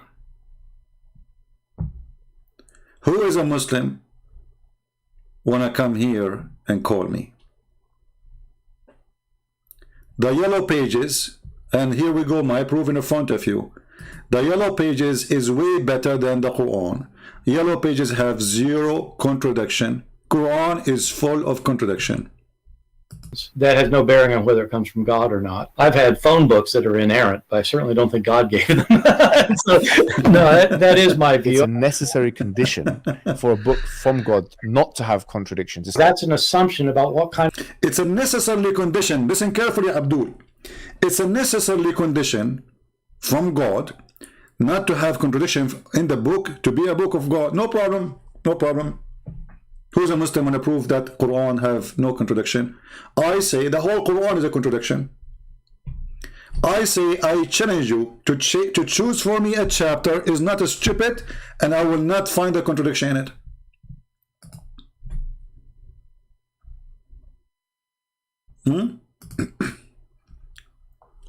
Anyone? Any Abdul? The Muslims, you know, they want to talk about the Bible, they want to talk about the Quran. Let's see this guy.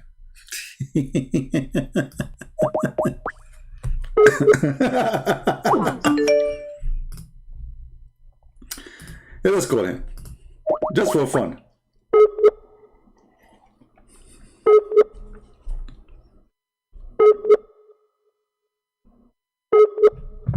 Man, your internet is not even working. Go. Ask your Allah to activate your internet. Take a hike. Who's else? Who's next? Who's next? Who is a Muslim? He agree with Muhammad Hijab, aka Allah, aka Muhammad, that Allah he put a condition that if a book is from God, should not have a contradiction. Who is a Muslim? He can call me and prove to me that this is absolutely true. The Quran have less than 10,000 contradiction.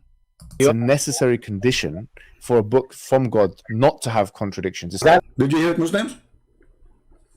It's a necessary condition that a book of God shall not have a contradiction.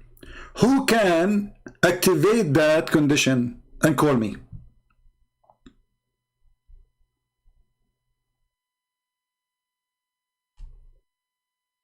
Any Muhammadan? Oh, this guy, the DNA. If I talk to him, this guy is mentally ill. I mean, DNA. I mean, let me call him. As long as there's no Muslims, the DNA guy.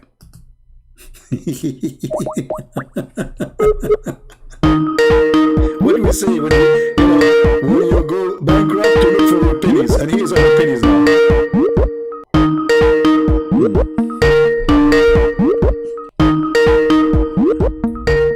Let us lower the ring. I don't know how they can lower the ring. I have to lower the whole volume because this Skype is really annoying when you call. He's not answering. He's looking for the DNA now.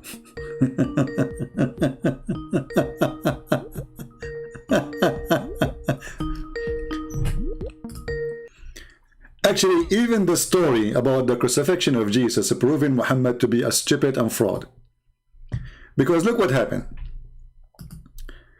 When the Quran says that they crucified him not and they killed him not, in the same verse he confirmed that there is crucifixion happen and there is killing happen. Even the Quran says وَمَا صَلَبُوهُ يَقِينًا, which means they are not sure. By saying such a statement, the Quran made a big poo-poo. Why? Let us zoom in the verse. And by the way, all those things between two brackets is not even there. Let us try to find a better, without those brackets. The Quran is so clear to the point Muslim they have to add 20 tons of brackets to make the word of Allah clear, which is supposed to be so clear already. It's so clear, brother. Very clear, brother.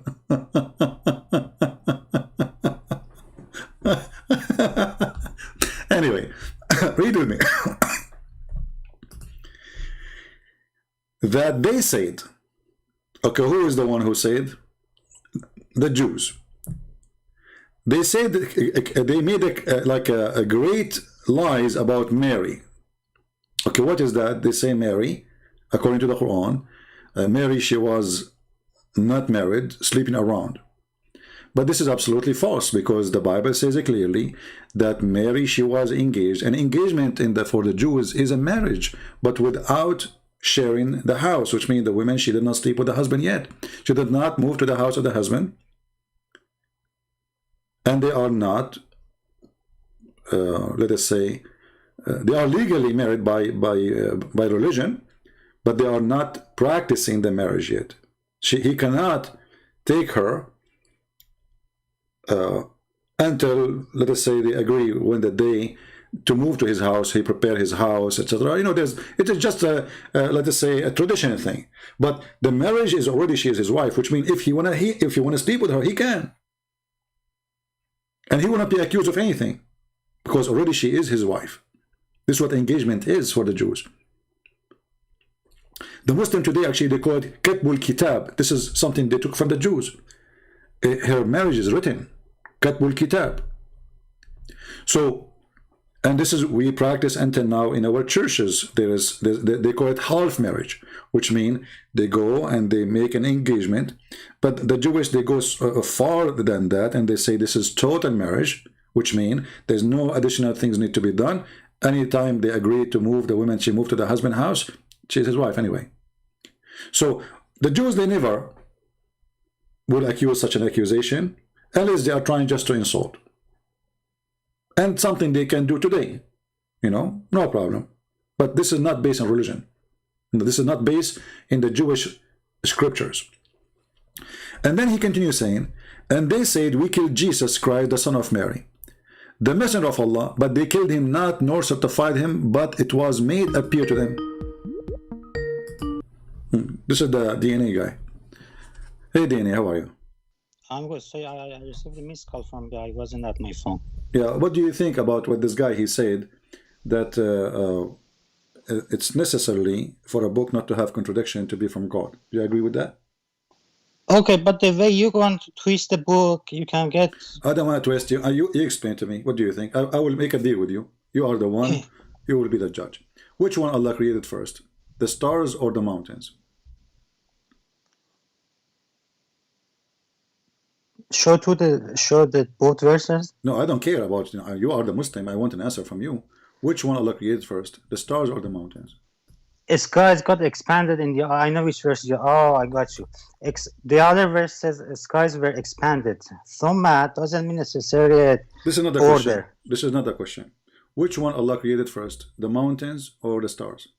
If I give you answer, you should show the Arabic, then I will explain it to you. I will show you. Tell me what verse to show you. I will show you. No problem.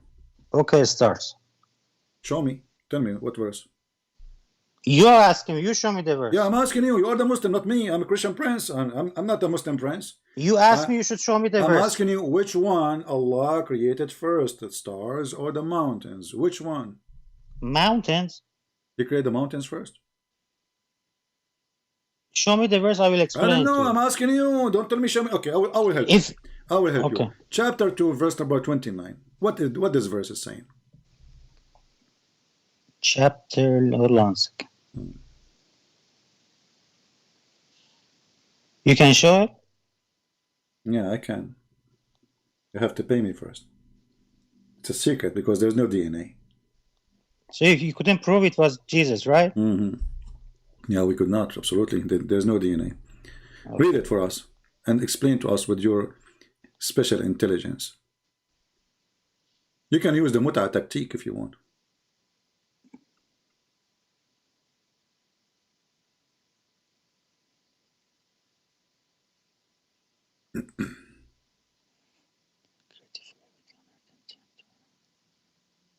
Why you are whispering? Why you are whispering? Read it. Show the Arabic. Read it. Show the Arabic. You don't know Arabic. Do you know Arabic? You see, when you read the Arabic, do you know Arabic? My friend, as long as I show you the verse, I gave you the verse number, I gave you the chapter number, read it in Arabic, go ahead.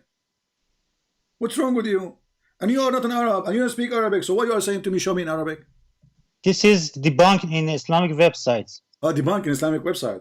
Is that Monkeypedia? It is debunked, so you're wasting your time on this one. No, I have time. I'm here just to have fun. Just go ahead, debunk it. Go debunk it. What does that say? What's it saying? Look at the verse. Explain the verse. Explain. Okay. Abdul, come on, Turtle. Explain the verse. Or what I'm saying. Isn't it debunked already? Okay, tell me what it says in the debunk. The verse that contains thumma doesn't mean the after. What is thumma? There's no thumma here. Hold on. There's a thumma. But what does have to do? Okay. I want to see. I got you. Okay. Okay, you got me. Tell me what. Thumma doesn't mean after here. Thumma does not mean after. So it means what? It means it's continuation. Continuation. So why in the translation is saying then? As a translator, the thumma we know it's not continuation. I want you to change the translator. What translation you accept? I don't know. Hold on a second, let me check in. Yeah, check in. You are checking, by the way. You can check in so easy. Guys, thumma is not after that. Shall we go to dictionary? Shall we go to dictionary? You can go to dictionary. There is a Muslim, hold on, there's a Muslim, he teach Arabic, and he is trying to promote Islam, and he have a class about the word thumma. Shall we play it? Either you have to admit now, I give you a chance to redeem yourself, my friend, from being a liar, or you say, okay, I challenge you to show me. One of the meanings is after. Also, in other sentences can mean Don't tell me continuation. after. What thumma mean? Does it mean after or no? Both. So now it mean after. One of them is after, but in here it means continuation. Here it means continuation. No, it does not mean that. Here we go. Yes, it does. All right, here we go. This is a Muslim video, and he is teaching the Abduls what the word thumma mean. Let me put it in the screen, and everybody will see in a second, and everybody will laugh at you. Let us see what thumma mean. Here we go. This after, you don't need to show it. I said so that. it means after. So why you are lying? I'm not lying. I said this one here. It means continuation. Okay. So you couldn't prove your point. I told you this is debunked. No, it did not. I just admitted that thumma mean. It's not a continuation. It's mean after that. Here doesn't mean after. Okay, where it's okay. Which interpretation saying here does not mean after? Go to the Answering Christianity website. It is debunked. Okay, but Answering Christianity is run by a guy. He's not a scholar, and he is a person. He said there's no magic exists, and he, he made fun of his prophet. He made fun. He says anyone believe in magic is a stupid. Go and watch his debate with me. Do you agree with him that magic is a lie, and whoever believes in it is stupid? So you can't debunk this one, but you jump to another topic, right? You are the one who mentioned to me go to a website. Okay, you go to a website. Tell me what they say in the website. Google Answering Christianity. I'm asking you what they say in the website. The website says this thumma here doesn't mean after. Okay, okay. The website says that. Read it for me. Read it for me. I challenge you. Which becomes a fact. I have to Google it. Whether we can interpret the Quran in that particular way to suit something that is known in the future. And the short answer is, we can do that if language supports that fact. That's one point to note. But the important thing is that the language has to support that particular interpretation. Some people try to fit the Quran with some scientific discovery, and usually these people don't have the right qualifications. See? So this is your Islamic teacher saying, this is what thumma is saying, and some people, they try to make the Quran fit with scientific discovery.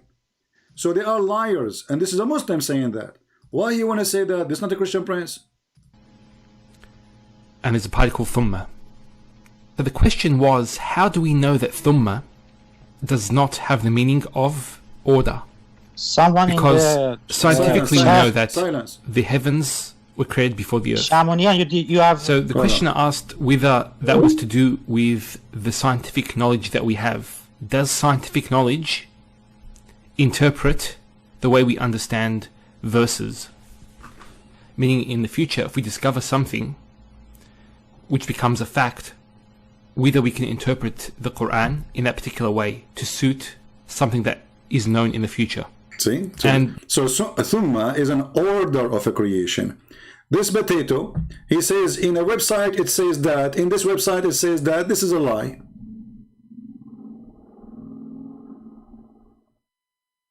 It's a lie. There's no website can say that thumma does not mean after that. Because this is what thumma mean. It's about order.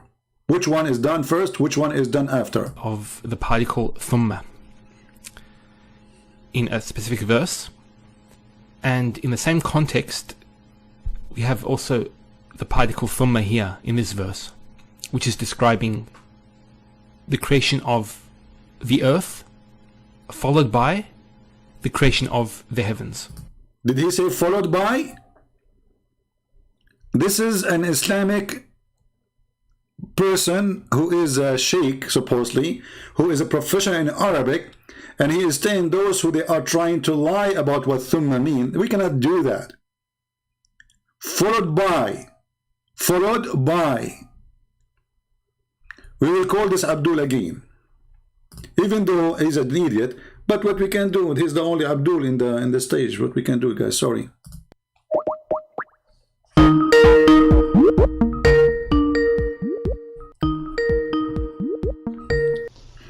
So did you hear your sheikh? Yes, so it says, oh, it's not sequential order, right? He says it is followed by. So thumma mean followed by. It says, he said also it's not a sequential order. He said no. It says about he's talking about thumma. How many repeat it? But he is saying Repeat it. He is saying sequential order. Thumma It's not means sequential followed order. by. He is saying we should not make the Quran fit with science, because simply this is what it says. And thumma here mean followed by. Did he say it's followed by? And didn't he say it's not a sequential order? What do you mean he didn't understand? He said it's mean followed by. This is what we care for. It's mean here followed by. The earth was created and it was followed by. By what? By going to the sky to create the sky. So which one is first? Which one is next? This one is continuation. There's some mastava. This is continuation. Get lost. Do we have any Muslim? Every single Muslim scholar agree that thumma mean after that, because simply this is just a plain Arabic. You can go to a dictionary and you will say there's only one meaning for it. There's no two meaning, there's no three meaning, there's no four meaning, there's no options. Desperate and a fool.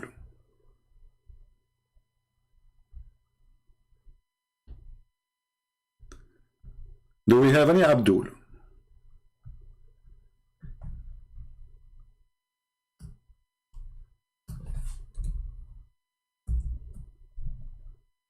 Anyone?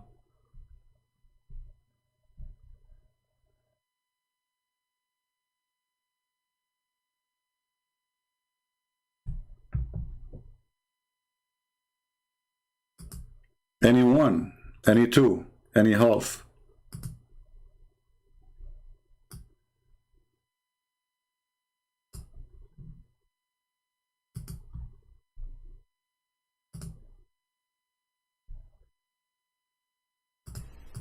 We're going to go through examples from the Quran and from outside the Quran to demonstrate the different meanings. And also, we're going to go into some important linguistic discussion regarding the word thumma. Okay, so thumma is a conjunction, what's known as a harf atf, and it usually indicates order. So it joins between two things and it indicates order between them and an extensive period of time. Extensive period We'll of explain time. what that means in just a second. Just prior to giving the example, we need to actually highlight the difference in the light of another. And then he showed us the verse from the Quran, and he gave us the example that this is what thumma mean, that it's followed by. And by the way, it's not only followed by, it's about something happened long after, not right away. In Arabic, we use the letter fa, like just to add something happened, right away. When you use the word thumma, it's about talking about something took time to happen. Conjunction, which is the fa. So fa is a conjunction that usually indicates order as well. So they both indicate order.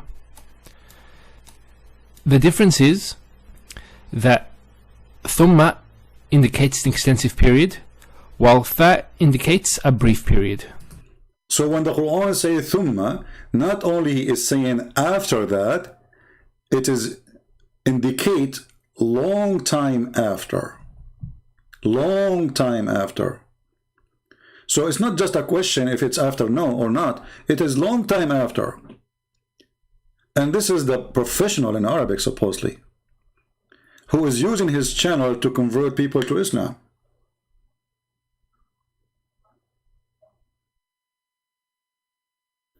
And then you get somebody from India, he do not know how to say his prophet name correctly. He want to teach us what the word mean. And by the way, we the Arabic Christians are the best people ever who spoke Arabic and who made poet in Arabic. All the biggest famous poet men in the history of Arabia are Arab Christians. And I change any Muslim to say no.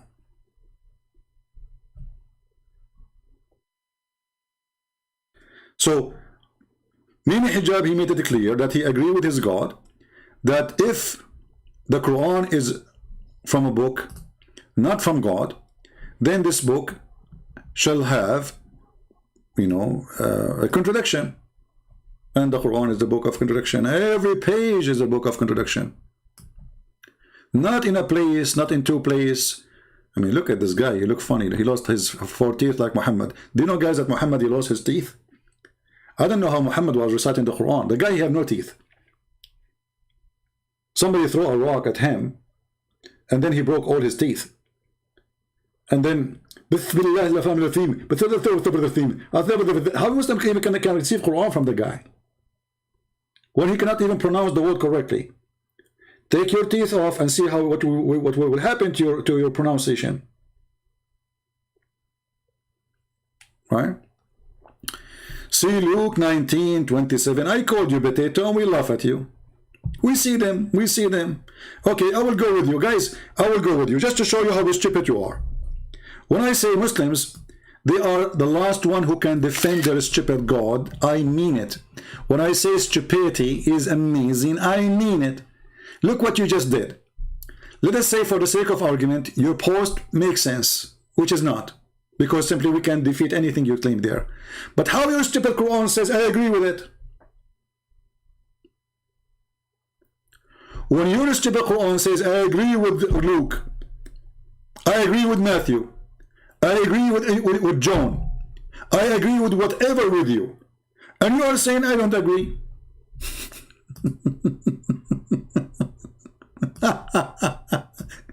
See how easy to defeat all your stupidity. مصدقا لما معهم. The Quran agreeing with what with us. Abdul, who is desperate, he don't agree with what us. Allah, he agree that what with us is the true book of God. Read it. So you idiot, you say, I am going to show you something wrong. Allah is saying, I confirm what is with them. Remember carefully, not what was with them, what is with them. And the Muslim, even they say the Quran is a book for every time, even for today. So this is 600 years after Jesus. The silly Muhammad confirm what is with us. Are you there? Are you still alive? Commercial break? You guys miss the commercial break, don't you? Commercial break.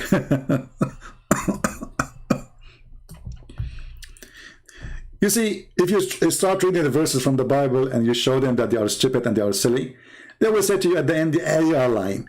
But what they can say now about the stupid Quran confirming what is with us? What they can say, they will say we don't agree with the Quran. But those, my friend, those people are super intelligent. They are. Half in the shade and half in the sun. And I was half in the shade and half in the sun. And I was half in the shade and half in the sun. And I was half in the shade and half in the sun. And I was half in the shade and half in the sun. And I was half in the shade and half in the sun. And I was half in the shade and half in the sun. And I was half in the shade and half in the sun. I was half in the shade, half in the sun. I don't remember what I have done. I asked the Prophet what I should do. He said, Allah will make you a barbecue. I said, Prophet, don't say that. Please, I will give you my hat. The Prophet, he said, if your hat is full of money and you will give me your honey, I can forgive your sin and you can sit as that. half in the shade and half in the lab of the lat. Half in the shade and half in the sun. Half in the shade and half in the sun. Half in the shade and half in the sun. Half in the shade and half in the sun. While Jesus was making the blind see, Muhammad was busy teaching Muslims not to sit half in the shade and half in the sun. I mean, what an important topic. Was half in the shade and half in the sun. I was half in the shade and half in the sun. I was half in the shade and half in the sun. I was half in the shade and half in the sun. You know what? Isn't it going to be funny if you have half tan, half none? Like half of you is white, half of you is dark? Man, I never thought about that. That would be a nice art. Every day I will sit in the same line, half in the shade, half in the sun. Okay, what will happen if we sit half in the shade and half in the sun? Genius? Shade and half in the sun. So my teacher told me that I shouldn't do that. When I asked for the reason, he said, because this is where shaitan sits. So he's asking me, can you elaborate? Yeah, I can. I can elaborate. What's wrong with you? This is very easy, man. I'm genius. I'm a scholar. I'm a sheikh. Not like you, stupid idiot. Don't you know my name is Sheikh Asim? Aman Rabbi Aman. I can elaborate and increase your rate. I'm a scholar, not like you, berate. Elaborate for us. Tell us more. Okay, what is the reason? Easily elaborate. Yeah? This is what the Prophet told us. Look at the explanation. Look how deep. Look how deep. He did elaborate now. The lecturer is over in 2 seconds. Yeah, the guy is asking you the question, what the problem if I sit in the sun and the shade? You say to him, I can elaborate. The Prophet said so. That's it. Okay, the Prophet said so, but why? So now he elaborates. This is the intelligence we are facing. Turtle. The turtle God, the turtle religion, the turtle penis, the God who promised you penis if you believe in him. Penis God. You cannot find better than this one. Why the Gospel of Thomas is fake? Well, Abdul, you stupid idiot. As long you are saying the Gospel of Thomas, why it is fake, why you don't approve it yourself? Just to show you how stupid you are. Do you approve it yourself? Say yes. Say yes.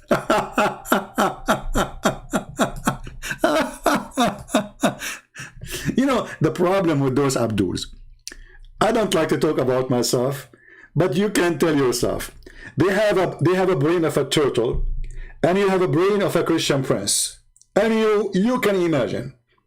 So Abdul, why it is fake? Do you approve it yourself? You will say no.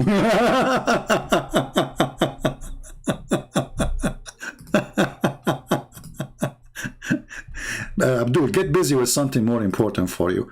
Don't stay in the shade for now. Okay? Half in the sun, half in the shade, it's a problem.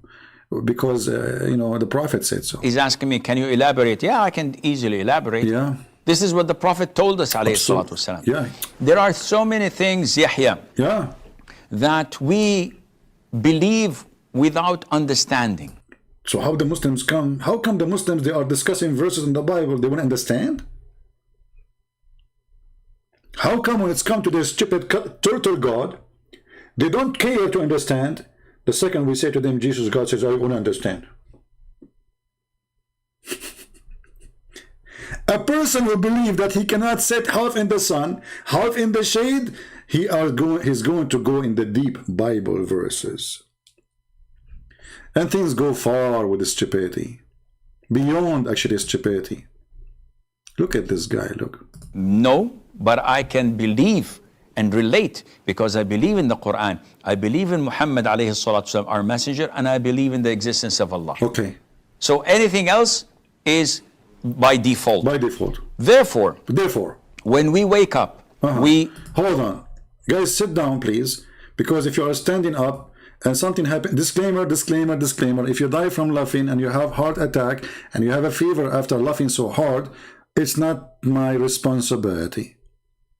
The Prophet is giving his information which he received from God. and what the Prophet received from God is unbelievable information, which nobody knows. When we wake up, we sniff water up our nostrils 3 times. 3 times. And blow it out. Blow it out. Why? Why? The Prophet tells us because Satan or the devil sleeps over our nostrils. Where's the DNA guy? Hey, DNA, can you get me the DNA from the socks of Shaitan when he's sleeping in your nose? I mean, this is very easy. You go to sleep, huh? Wait 10 minutes. After you sleep, Shaitan, he come. He go inside your nose. Close your nose. I mean, close your mouth. Close your nose. And don't forget to put a cork in your anus. By the way, when Muslim Sunni, when they die, they put a cork in their anus. I'm serious. They push cork inside the anus of a Muslim Sunni because supposedly they don't want Shaitan to go inside his anus. If this is not the reason, Muslim, leave your comment. Tell me why. If this is not the reason, leave your comment. You know, remember we showed you the hadith where Muhammad, he said, when you enter the bathroom, Shaitan, he enter into your anus. You know, if you don't say certain prayer, if you don't enter with the left foot, if you enter with the left foot, you become invisible. Right? Look at this, man. This is a religion. This is a true religion. This is something we should consider. Hey, you know, Jesus saying to you, love your enemy, bless those who curse you, you know, making the blind see, walking in water, you know, resurrecting people from death. I mean, this is here wisdom. Here is knowledge, my friend. Here is what you know, that this is somebody, God talking to him. This is God words. When we wake up, we sniff water up our nostrils 3 times. 3 times. And he Muslims, why 3 times? Who will help me? Why we have to wait 3 times? Why we cannot evacuate Shaitan by 1 order from the court? Why it have to be 3 orders? You Muslims don't believe in the Trinity. Okay, no problem. So why you have to do it 3 times?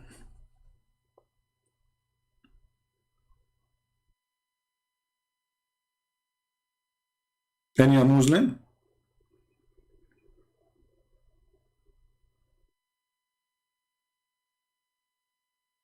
The Muslim, he have to shake his penis 3 times. He have to clean his, do ablution. He sniff his nose, his ears, wipe his face, everything 3 times. Muhammad, he have a statement, he said 3 times. Muhammad, he enter a place, he say assalamu alaikum 3 times. I mean, this guy is possessed with 3 times. Allah himself is possessed with the word 3 times. Allah, he says, in the name of Allah, Ar-Rahman Ar-Rahim. Okay, what is that? 3 names of Allah. Why? Isn't it enough to say in the name of Allah? Why 3 times? Mary in the Quran, Allah told her, don't talk for 3 days. Zechariah the same. 3 times. If a Muslim divorces his wife 3 times, he can't come back to him.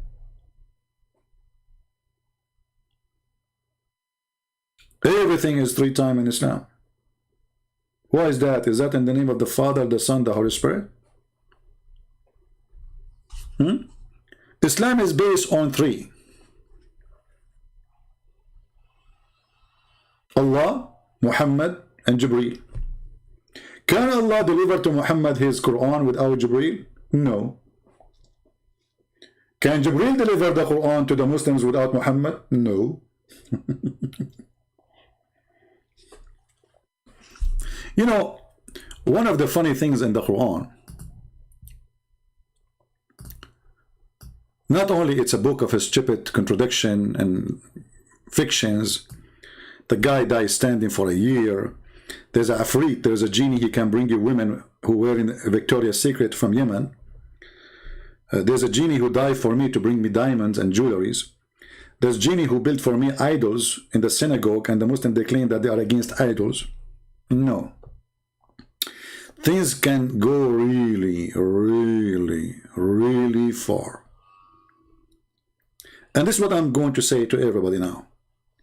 Who is a Muslim is willing to call me and make a challenge for me that he will give me a chapter in the Quran, any chapter. You have 114 chapters.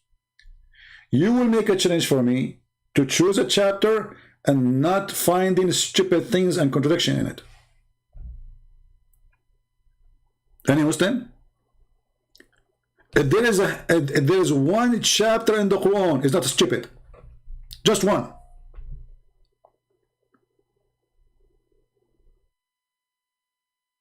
Any Abdul?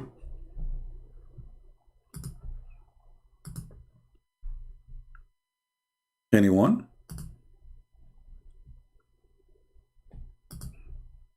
We give the Abdul the opportunity to call a friend, to call the Sheikh to call me. And during that time, we welcome you all with the Christian Prince.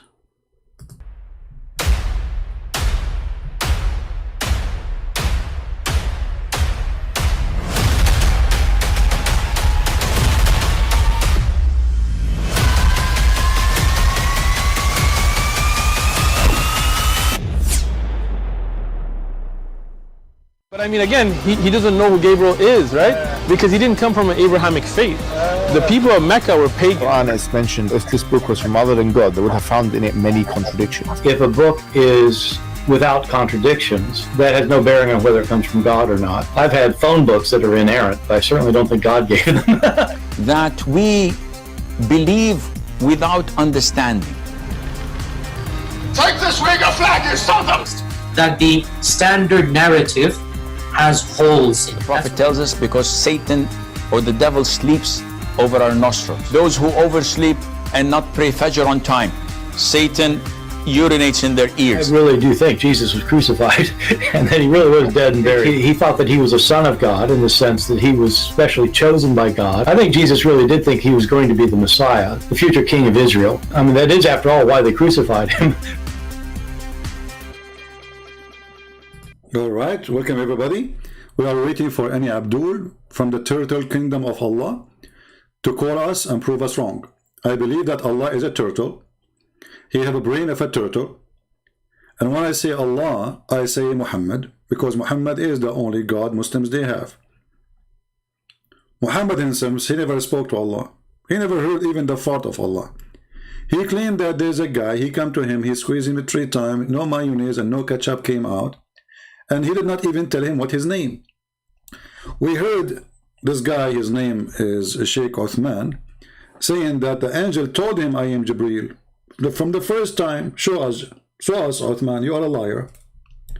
You are a fraud. This is why the other day, you remember, a Muslim, he called me and he says, you know, I asked him how you know about me, why you left, you know. Now, he left Islam. He called me to debate me first time to get me busted, you remember? Then he decided after that, after 2 debates, if we can call it a debate anyway, to leave Islam. And I asked him, why you came here? He said, because of Sheikh Uthman. So because of Sheikh Uthman, and he said Sheikh Uthman is a liar. Because of Sheikh Uthman, he is out of Islam. Not because of me. I mean, yes, I convinced him to leave Islam, but the first thing he noticed that Muslims are liars when they try to defend their religion. And then any decent Muslim, he will start asking himself why we are lying to the Christians if we are following the true God. Any Muslim can call me?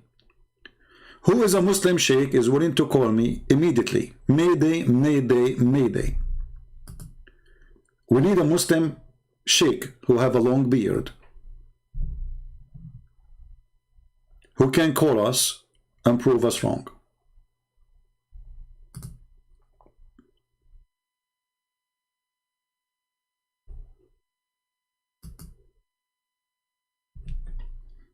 Any Abdul?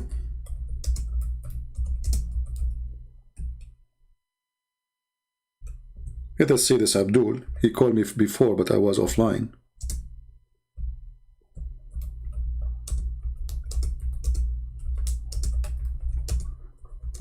But he might be asleep, you never know, depending on his timing. So I don't want to call until he answers. Any Muslim would like to call me. I have a challenge for you. Name for me 1 verse. Sorry, one chapter Even verse, I go with it. In the Quran is not silly and stupid. It's a challenge.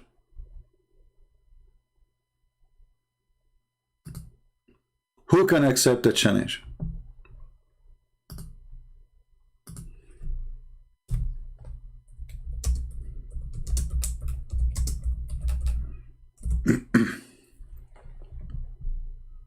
Anyone?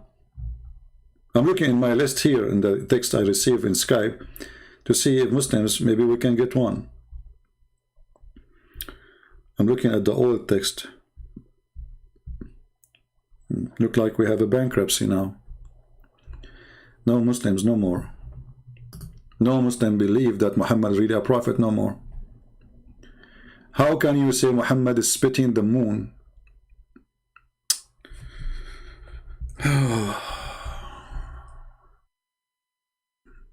What Muhammad did, he's spitting the moon.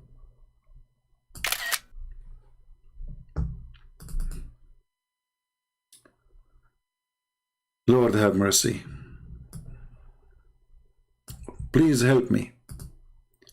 How can you say that Muhammad spitting the moon is unscientific?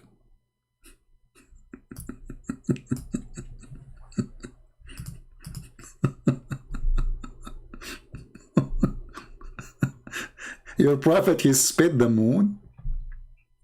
Are you sure he did not do poo with the moon? He spit it. Ah, you know what? I thought he was just doing boogers, but looked like there's moon inside. He was spitting the moon. Abdul, if I go right now to the verse, you will see nowhere it says that Muhammad did anything. Just to show you how stupid your Quran. Let us go there.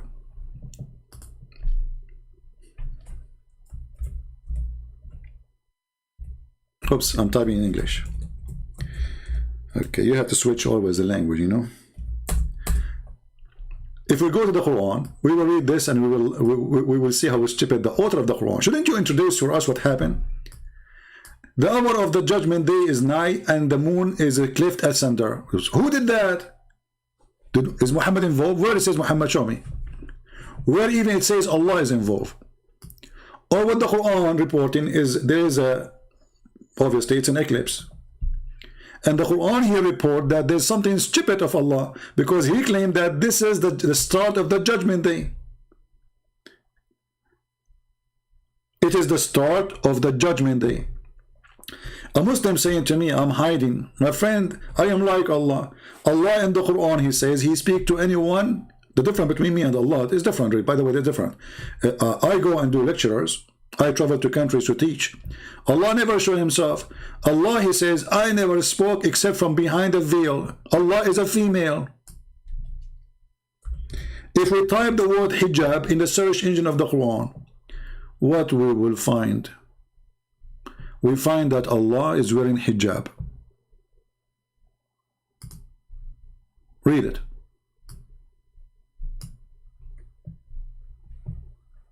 Do you see it? Your God Allah is a hijab boy. I'm waiting for you. Prove to me that Allah is a male, not a female. If he is a female, why is he wearing hijab?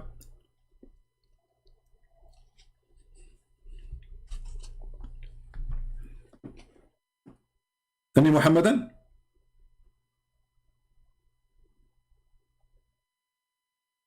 You finish, boy. This is why you see when you call somebody like Muhammad hijab is an insult. Obviously, his family, they were not like, you know, brave warrior. You know, they are feminine. This is why this guy, he shaved his chest the day before he want to go to take off his t-shirt. Go watch his previous videos. You will see he have hair in his chest. In the last video, he did TikTok visitor. There's no hair.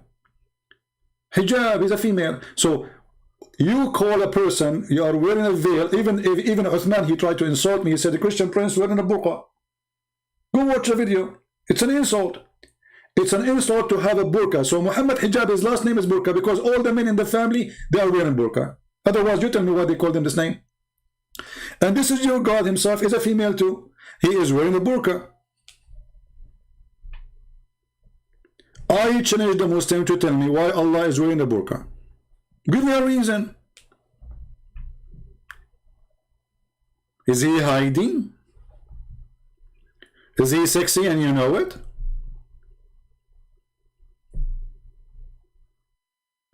Reveal myself? What do you, okay, you are hearing my voice, can you hear Allah? And no, I reveal myself. What that will do to you? What that will do to you? You will send me your daughter to do mut'ah with me? CB will never reveal himself. Silly people. Silly. I reveal myself. I spoke to the elf. He told me that Santa is a true. You made Muhammad a barbecue. And this is why I'm here to do any wish for you. It's a wonderful time. It's a Christmas time. And Muhammad, because of you, he become a barbecue. I'm here to thank you.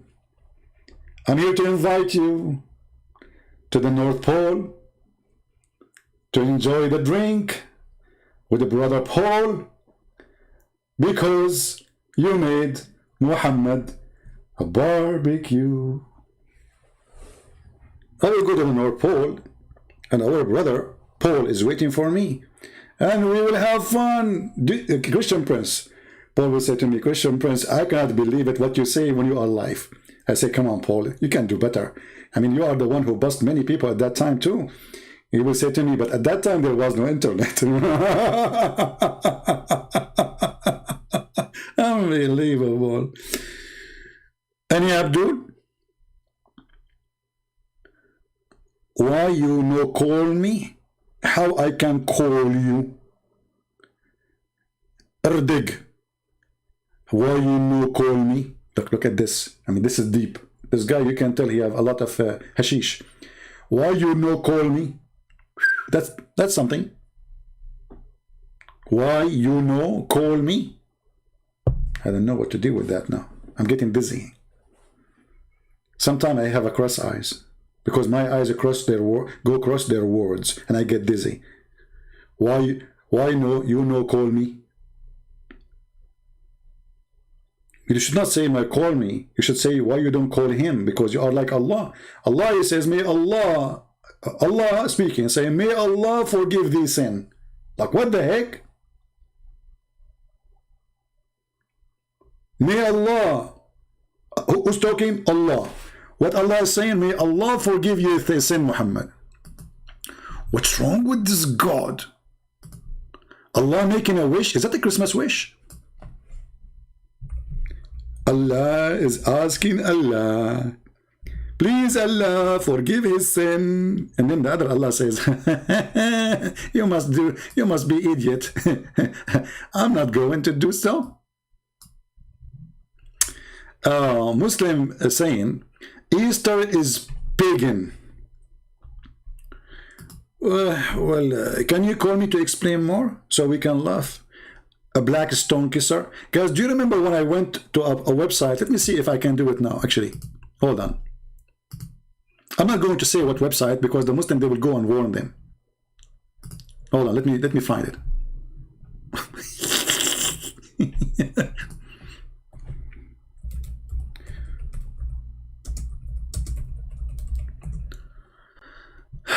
So I went to a website. Let's see, I'm trying to find it.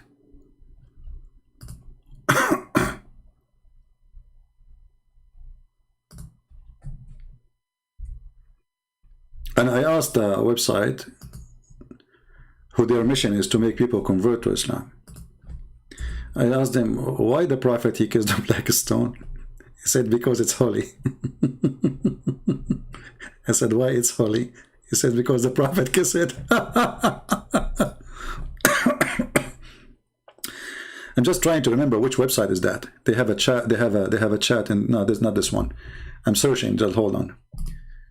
Why the Prophet kissed the black stone? Because it's holy. And why it's holy? Because the Prophet kissed.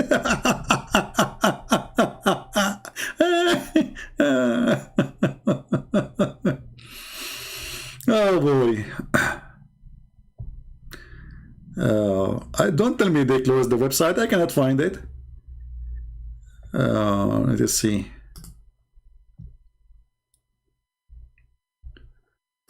I want to know how to convert to Islam. Is that the website?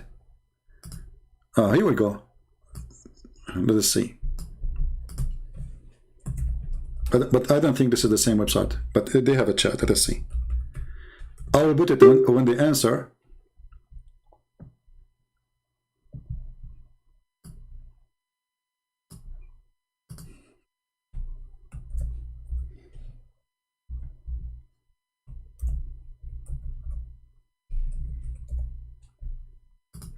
Okay, they are asking about email. We will give them whatever email.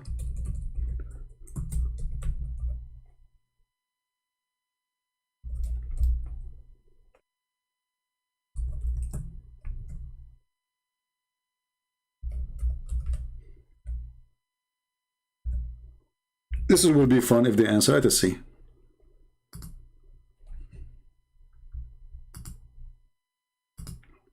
I sent them a text, and now we are waiting for them to answer.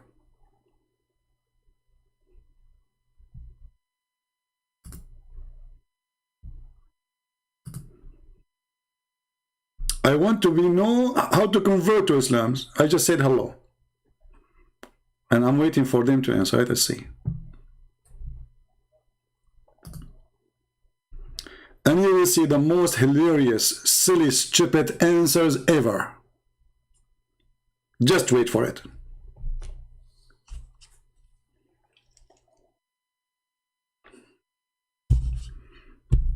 Until now, nobody is answering. And look, they are asking me for my name. I don't want to give, I mean, I have to give them the true name.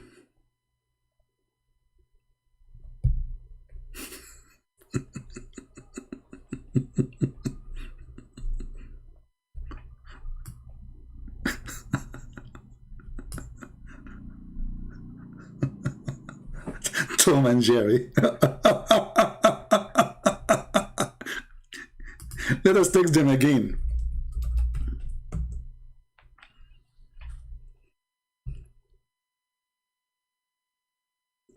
Nobody is answering.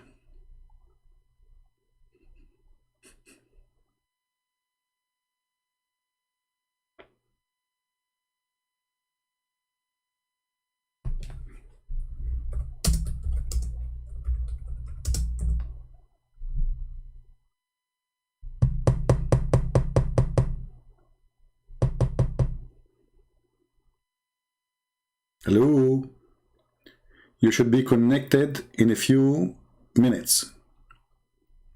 Okay, we are waiting. Talk, talk, talk, talk, talk, talk. Look like somebody's gone. Sorry, we missed you. Leave a message. What? That's silly. Leave a message. Be peace on you. Help us to know why you. What are you looking? We are talking to. Okay. It says here, sorry, we missed you. We missed. Let's try a different website. What we can do. This one is turned to be a potato. Okay.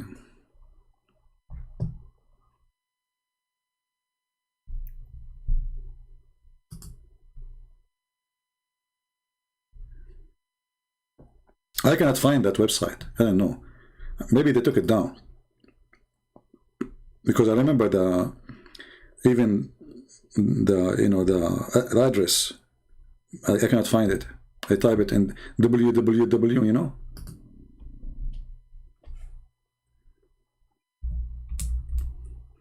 Look like the website is taken down.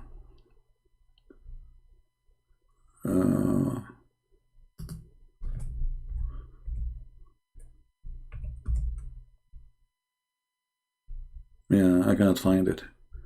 It was hilarious. Anyway, we posted in. I mean, we did it live like now, so it should be there in YouTube. We asked them why the Prophet he kissed the black stone, and they said because it's holy. We asked him why it's holy. He said because he kissed it. And now we can do the same. Muslims, why you Muslim kiss the black stone? Listen to the answer. Mayday, mayday. Muslims, if you are not truly pagans,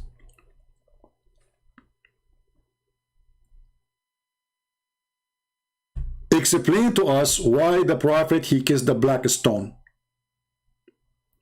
which is in the shape of a vagina. Any Muhammadan?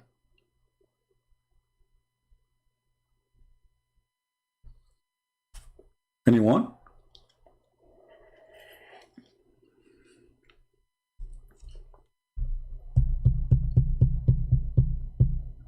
Anyone? Okay, any two.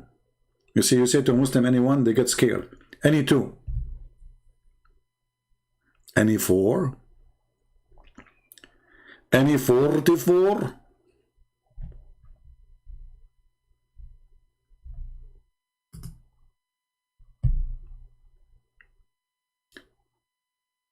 By the way, if you are a person who speak different languages, my books is available in many languages and we offer them for free in many languages.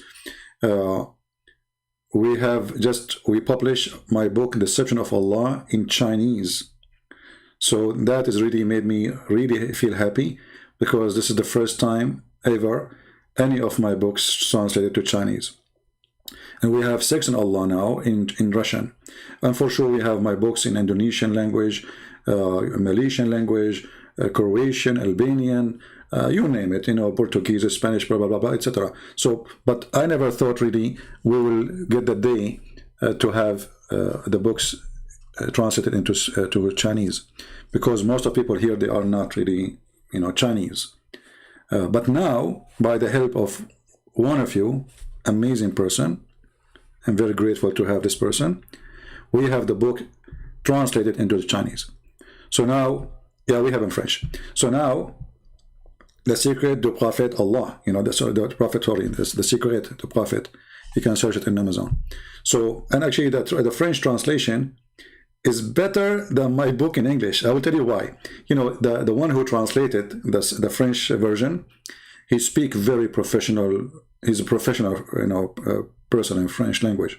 So my English book, it is good, but because English is not my first language, so it's not, you know, that high standard of English, you know what I mean? So the translation in French is so good. So the French translation is wonderful. I don't know French. This is what people told me, the one who read the book, you know. They told me the translation is really good. But the important now that we have my books reaching the whole globe. I mean, who's left? China, Indonesia. If we go right now and search in Indonesia, you see that maybe #1 video Indonesian people they watch about Islam is a Christian Prince. We made the Ustad of Indonesia's the joke of everybody. Do you know that? Muslims saying, do you know that the church played to death? Hey, my friend, don't give me a stupid statement. Your prophet, he prayed to death. He believed that death is a person. Get lost. That's why Allah will slaughter death in the day of judgment. This is how silly your God. Allah will bring death and he will slaughter him, as if death is a person. Stupidity. Hindi, you see, most of Indian people, they speak English, right? So we are able to reach to India because simply, I think #1 language is spoken in India is English. Every Indian person go to school, they don't teach in Urdu, they teach in English. So all of them are receiving, you know, the knowledge. Do we have any Abdul?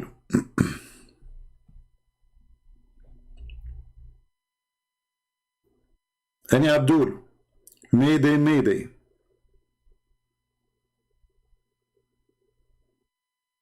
Allah, he prayed to Allah. Allah, he asked his prophet to kiss a black stone. The black stone is the right hand of Allah. The right hand of Allah, they look like a vagina. The right hand of Allah is gone. There's nothing left. There's a few little rocks. You see, actually the black stone is a clear proof that Muhammad is a fraud. Why?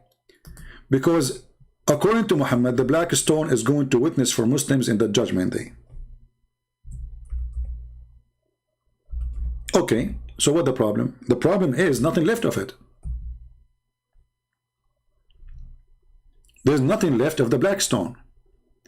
When the Muslim, they say to you, the black stone is holy and we kiss the black stone and they have a guard to protect the black stone, the reality is there's nothing left of that stone. There's little tiny rocks inside and it is surrounded by wax.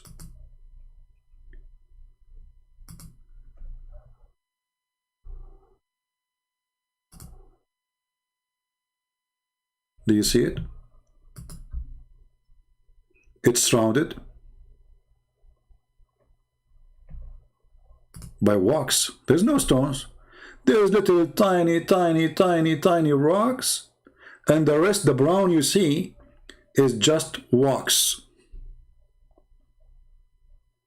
So how the black stone is going to witness for the Muslims in the judgment day, and this stone is gone?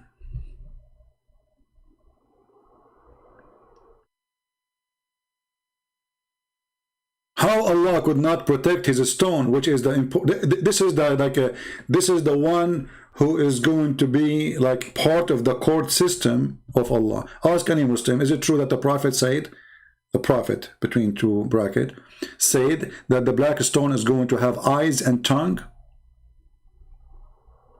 and is going to witness to Muslims? So why nothing left?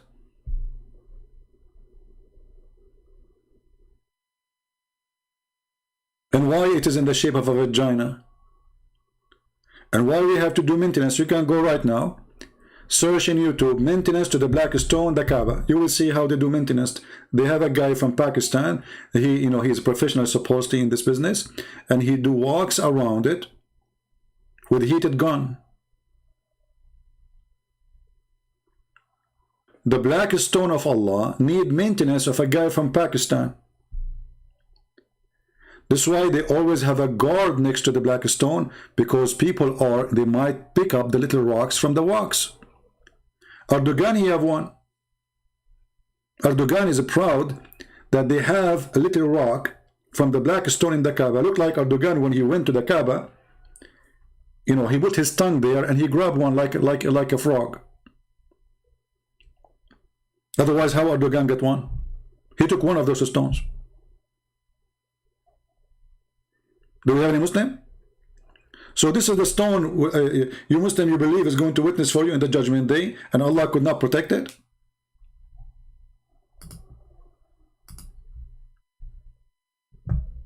We accept all kind of colors, and I would like to see Indonesian Ustad. You know those Ustad, they just make money from those poor. There's the guy, his name is Abdul Samud. His name Samud, right? Like the idol of Mecca, Samud. He take $5,000 for a speech of 2 hours in any place in Indonesia. $5,000 at least. And for sure they pay for his hotel, car, food, $5,000. Me, I don't even take $5. It's for free. All of you are here. All of you are welcome. You don't pay me even $5. He got paid $5,000, yet he cannot answer anything about Islam because he's a potato.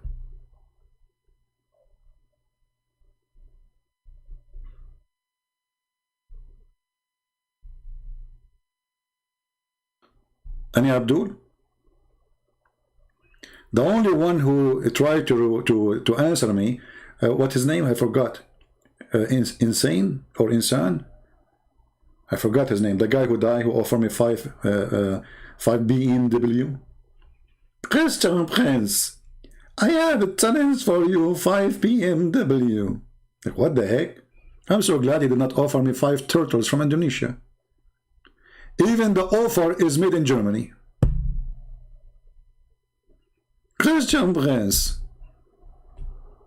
Can Christian Prince answer this question? Christian Prince not only can answer the question, he can make you shish kebab, and he is the one who gave you a heart attack.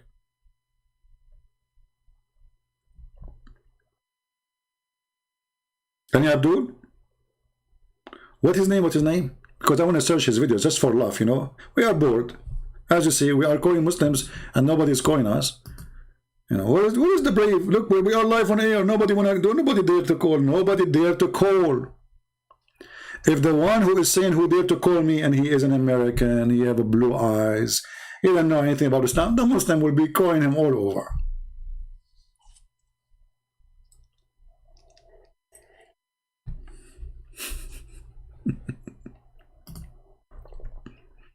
In my scenario, we got a Muslim, he asked me for Jesus DNA. That is the best they can do. What he want? He want Jesus DNA.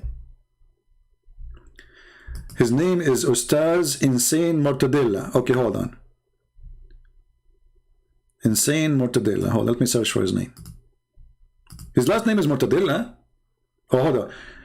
Moko Ginetta. Moko Ginetta. Okay. All right. You know, somebody was saying mortadella. I like mortadella. I like morta and della together. Hey Della, how are you?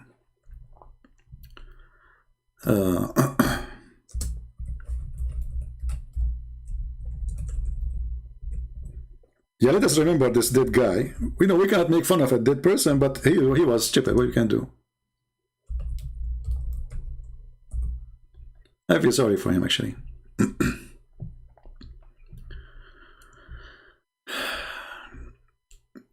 Episode number 1. Are you ready? Episode number 1.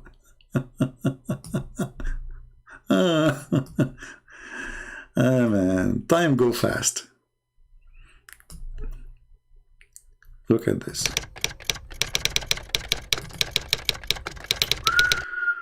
What? Hold on. Mr. Insan Makagonita, in your opinion, how can we answer a lot of blasphemies toward Islam, Quran, Prophet, Muhammad and Allah by Christian brands? Huh? So now the Muslims, they send an email for, hey Christians, I have an idea. Why you don't send an email like this to the Ustaz? Don't say you are Christian, don't lie. Just say how you can refute this guy. Can you do that, Indonesians?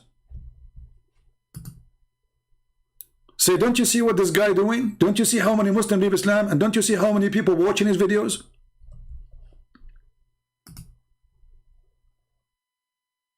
Like, come on. So who is the Ustad? He have the guts. Like this guy, he did not have the guts to speak to me. But he tried. He's a genius. Dear viewers, in the first episode, here are the answers from the question of all claims of Christian friends towards Islam, Quran, Prophet Muhammad SAW, and Allah Subhanahu wa Ta'ala. We will provide the answer in English so that the world understand that the knowledge of Christian friends about Islam and Christian is very shallow. We want it to... You see guys, by the way, my knowledge is very shallow. Like if you are going to do fishing, you can capture my fish so easy because it is too shallow. And later the guy, he died because of my answers. He had a heart attack. To be done fair, so we hope he will open his face marks and we have a face-to-face dialogue. This is face-to-face dialogue now? Guys, this is face-to-face dialogue. So why the Muslims, they say show us your This is face-to-face dialogue. The videos will be divided into many episodes and titles, and are presented using English and Indonesian. Subtitle is provided. Okay. Now, for the first episode, we begin about Trinity. Assalamualaikum warahmatullahi wabarakatuh. Like, what the heck? Now you started? So all of this was what? Now you decide to say Assalamu alaikum. Now you are in the house already for half hour. You sit on the couch, you are eating zucchini, and now you decide to say Assalamu alaikum? That's deep. Backward. Pious. Christian Prince doesn't understand the history of the origin of Trinity. It appeared in AD 325 when the conference of Nicaea from 20th May to 25th June AD 325. At the time, bishops and leaders of the church gathered in order to talk about the status of Jesus, led by King Constantine. Since at the time there was a group of Arians who argued that Jesus wasn't God, while this is the first lie. You go check, you will see that Arians believe, those Arians, they believe that Jesus is God. So those guys are just the potatoes. They have no idea what they are talking about. Because the conference which happened at that time, it was not about if Jesus is God or not. It's about Jesus was, there's a start when Jesus came to existence, or he was exist from the beginning. That's all.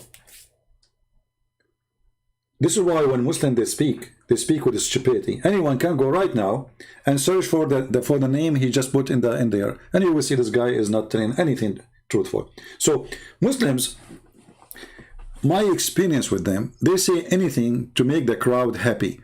Muslims, sadly, they don't go and they don't confirm what their stupid teachers say to them. Whoever say to you anything, Christian Prince, Muslim, whatever, always check out if what they say it's true or not. Don't take what people say to you for granted. So Muslims, who is the one who agree with this guy? Is it true that this person, he believed that Jesus was not God? This is absolutely false. So stupidity is beyond imagination. The guy did not even start, he made a poo-poo. The guy did not start yet, and he made a poo-poo.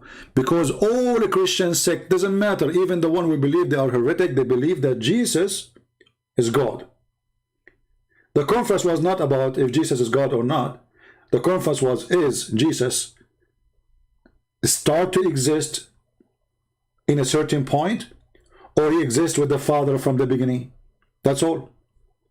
Otherwise, all of them, they agree about the same thing. Jesus is God. Even they believe in the Father, the Son, the Holy Spirit. The question was, in this sect, when Jesus came to exist, when the point of the existence of Jesus. But the Bible says, in the beginning it was the Word, and the Word was with God, and the Word was God. And then the Word became a flesh. So that is Jesus from the beginning, the Word of God. Jesus said before Abraham, I am. That means his existence have nothing to do with the day of his birth. That is the existence of the flesh between us, born as a human between us. But that is not his existence. That's why he said before Abraham, I am. The Jews, they said, well, you are not even 50 years old. So how you can say you are before our father Abraham?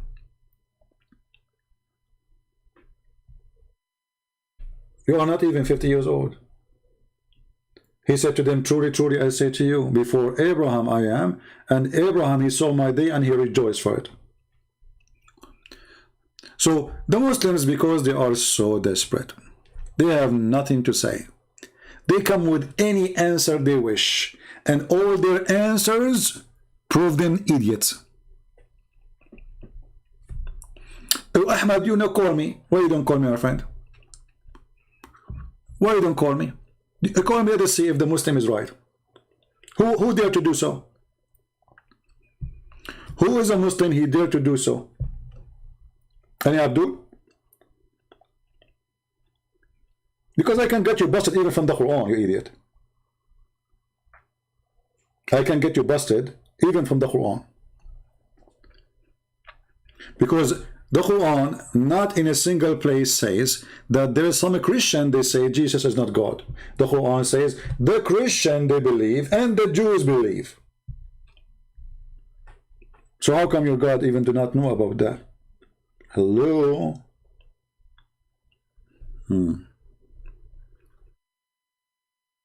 Any Abdul? Who is a brave Abdul? He have something to say.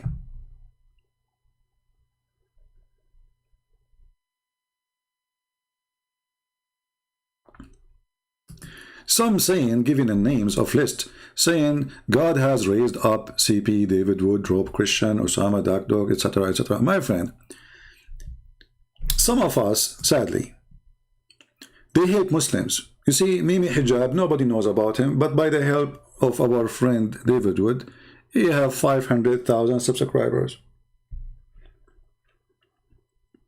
They are not debaters. Who is the one who made Uthman famous? There is some people, they don't fit for debate, and don't shy to say it. This is the truth. They want to do good, but they make the fool famous. You will notice that every single Muslim want to debate David Wood, but nobody want to come to me. That is telling you that with David they can survive, but they cannot survive with me. They are lined up to debate with David Wood, because first he will give them chance to get a lot of subscribers. Secondly, the debate will not make any difference, regardless if it was good or bad. This is the truth. This idiot Mimi Hijab, who was nobody, he was a speaker corner boy, nobody listened to him. David Wood agreed to debate with him, he made him famous. Thank you, David. This is what happened.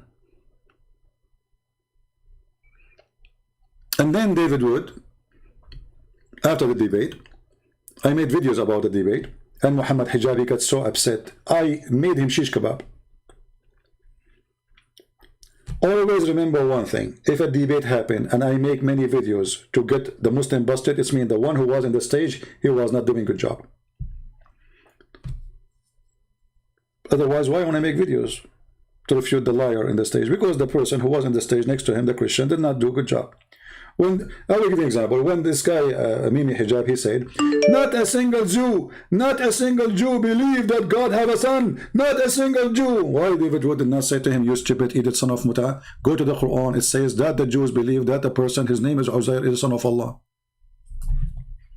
Why don't you get the opportunity to demolish him right in the street, in the stage, immediately? Every Muslim will laugh at him. He just said, not a single Jew. And he repeat that tens of times. Not a single Jew, not a single Jew, not a single Jew.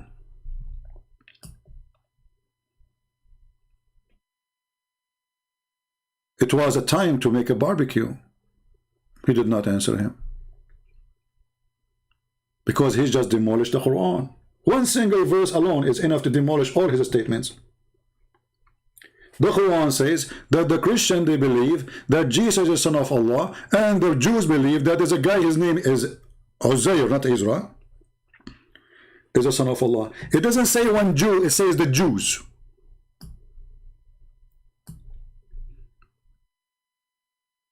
So why we don't get the Muslim busted when we are debating him? Then after we debate, we go to make videos. When the guy, he says, when David, he asked him, will Allah have body part? And Mimi Hijab, he laugh, he make a mockery. Muslim, they start laughing too. He says, who said so? Why David wouldn't say, hey, hello, are you stupid or what? Your prophet said so. Your Quran said so. And let me play for you some scholars by video saying so. Don't let the mockery, my friend, listen, the Christians, this is the problem of the Christians who they are not Middle Eastern. They don't understand that Muslims don't debate, Muslims do mockery. So when you debate a Muslim, you prepare yourself that this person tried to make a mockery of you. He have no answer. He is a coward. He is a liar. And therefore, there's no debate. There's a mockery. And the only way to deal with mockery is to wipe the floor with his face, with his own medicine.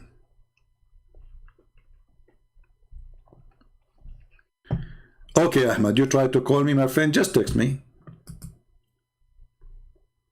Look at this guy. MashaAllah, he is quoting Quran for me. Look at this. This is, you see, this is Muslims. This guy, he just recited Quran for us. His mouth is so clean because he is following the Holy Prophet. And now I will call you. Get ready.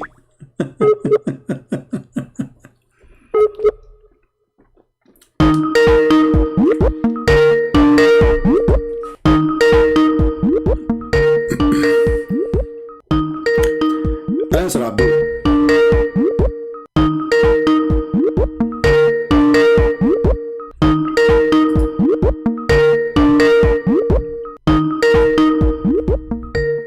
Potato, answer.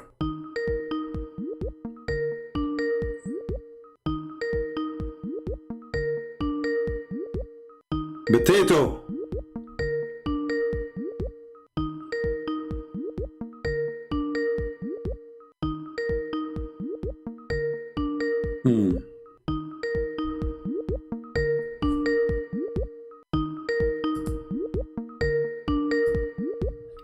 His name is Muhammad. That explains why his mouth is filthy. Muhammad is unavailable. Where you go, Muhammad? Where you go? Try to clean your mouth? Your filthy mouth? Potato.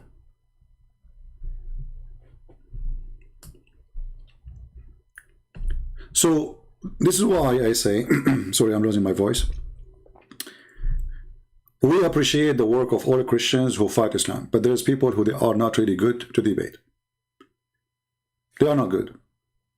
Because debate is someone who don't go after the debate refuting what they said in the debate. You do it in the debate, not later.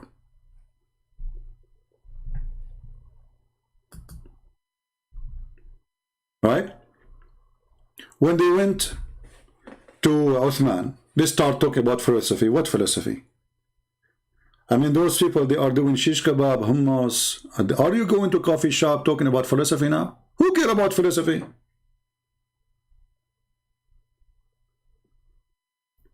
Ask about something important, debate about something important. Now it's time to philosophy. Suddenly they became philosophers. All of them, they are philosophers, the Muslims and the Christians.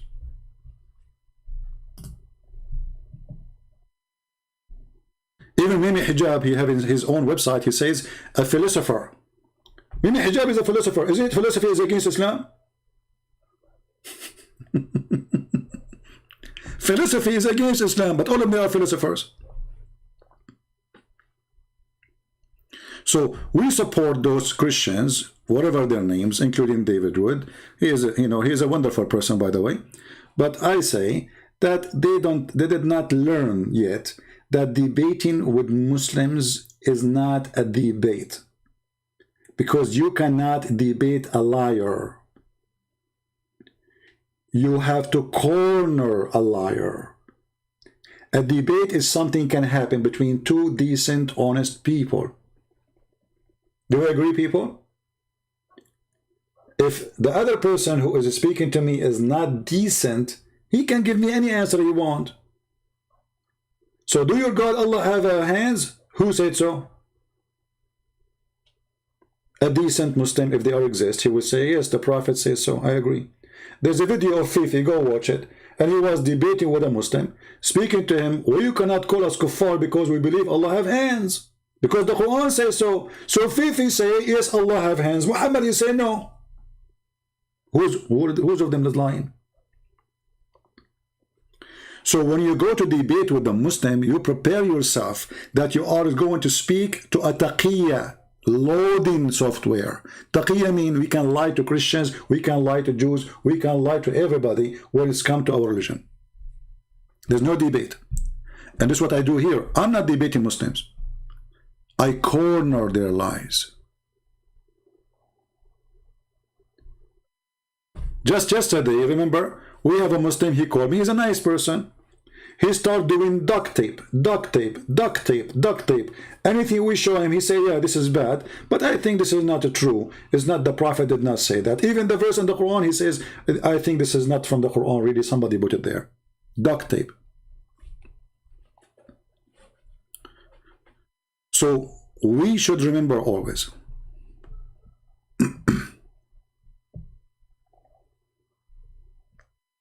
Go, Ahmed. You are just a filthy mouth. Go. Obviously, your mother, she is not good to use such a language with me. I think you are born from muta. Don't come here. Go clean your mouth first.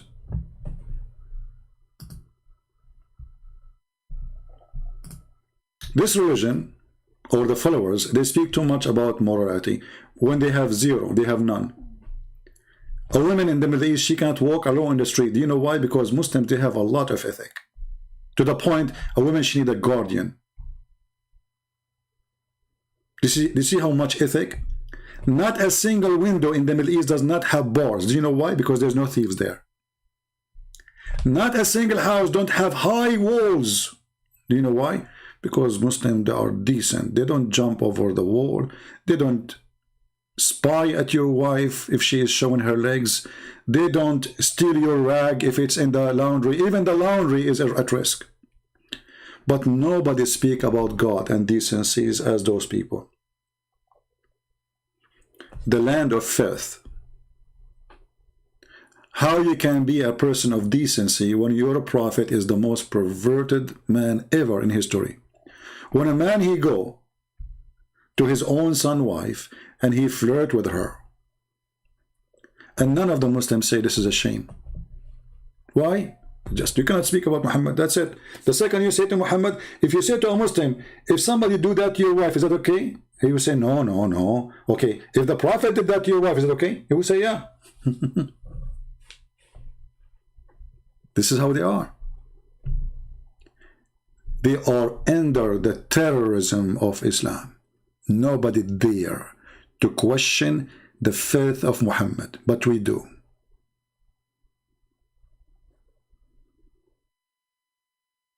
Do we have any Abdul? At least he have a clean mouth to speak to us without the F word. By the way, you can say the F word as long as you're reading Quran, because the Quran is full of it, or the Hadith.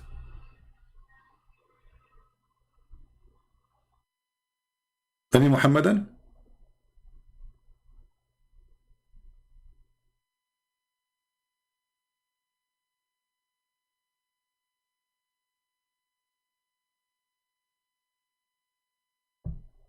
Anyone?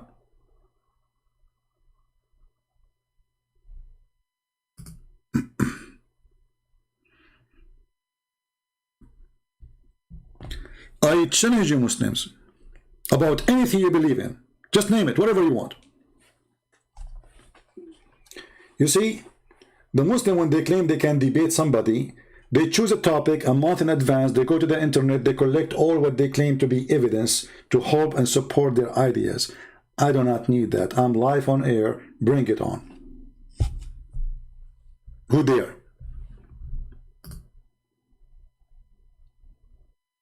You have zero knowledge in your cult.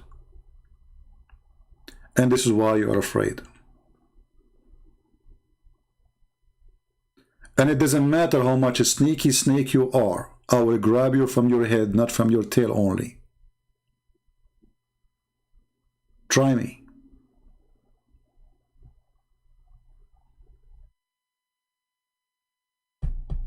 Any Abdul? Open challenge. Open challenge. We have a Muslim, his name is Abraham. Abraham, how are you doing, my friend? Why you don't give me a text? I will call you. I like to hear your opinion about your religion. What do you think, Mr. Abraham?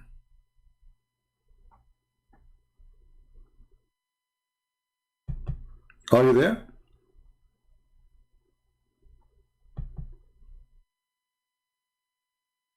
They are heroes in the chat.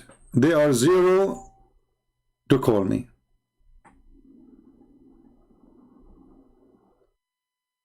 They line up to debate the Christians who know nothing, even about their books. Christian by names. We cannot find them to debate us. Where are they? The last one who called me, he agreed the Quran teach that Muslim women, they can rend their vagina. They agree. All of you, you heard it today. He said, what's the problem?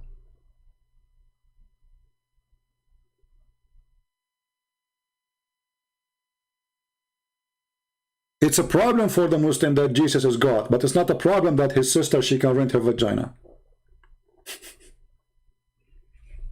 Do you see the madness of this stupid religion? How awkward it is.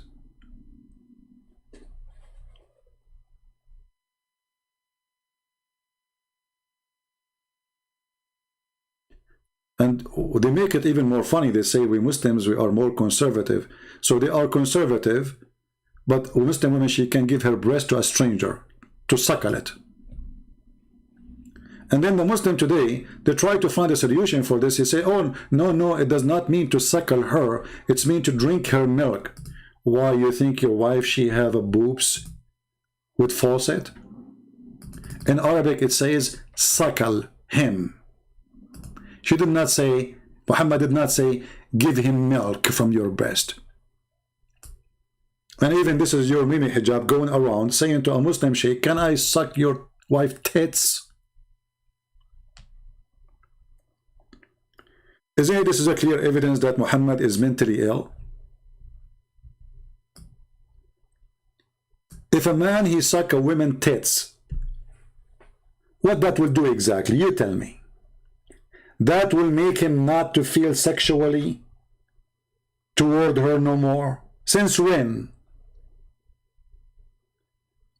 So now those who do porn, when they do suckling, and I'm talking about Muhammad now, when Muhammad was doing suckling to his wife's breast, he is not having any sexual desire to them no more. Is that like the nature of a human being? When you suckle a woman's breast, you lose your desire? Isn't it obvious that this person is making fun of you? And Aisha then, she ordered her sisters, imagine, she ordered her sisters to suckle whoever want to enter upon her. So now it's part of the state system. You want to meet the wife of the king of the Muslims, the fraud Muhammad, you have to go to the office of Aisha, sisters and nieces. And there's many women who they are relative to Aisha. Their breast is coming out. Boing, boing, boing. And then you sit in their lap. And then you have to suckle each one of them 10 different times in 10 different days until you are satisfied. Remember, you cannot leave the nipples from your mouth until you are totally satisfied. Yahya related to me from Malik, it says that Aisha, the wife of the Prophet, may Allah please with her, bless her, please him, and grant him peace, admitted those whom her sister and the daughters of her brother had nursed, and she did not admit those who were nursed by the wives of her brothers. Look, the whole Muslim tribe is nursing everybody. And not only that, by the way, somebody might say, oh, those are not Muslims who they are men. No. They are growing men. Growing men.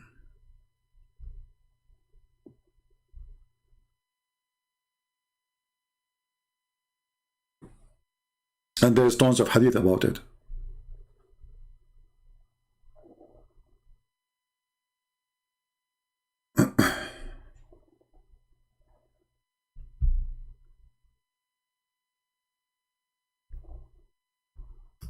Read it. Read it and laugh. All those hadiths speaking about Aisha, the wife of Muhammad,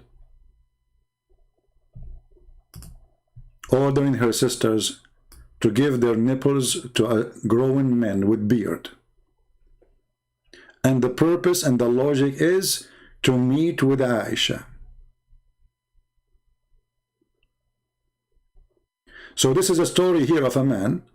He wanted to meet with Aisha, but the sister of Aisha, she was able to suckle him only 3 times. So he could not do it. He got ill because he was not able to do suckle the sister of Aisha 10 times. So imagine today,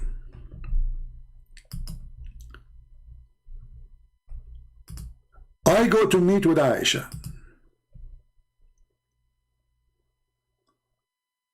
I have to go to her sister and she have to give me her boobs and I have to suck her nipples 10 times.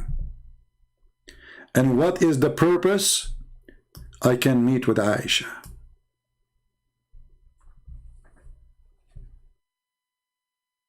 Somebody saying, didn't some women pour perfume on the feet of Jesus? This is suckling now for you. Look at this. Guys, just show you the stupidity of those Abduls.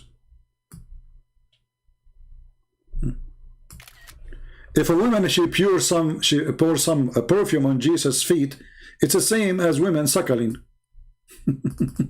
Adult man. This is the same for the Abdul. Look at this. Look at this. I mean, how far stupidity can go? How far?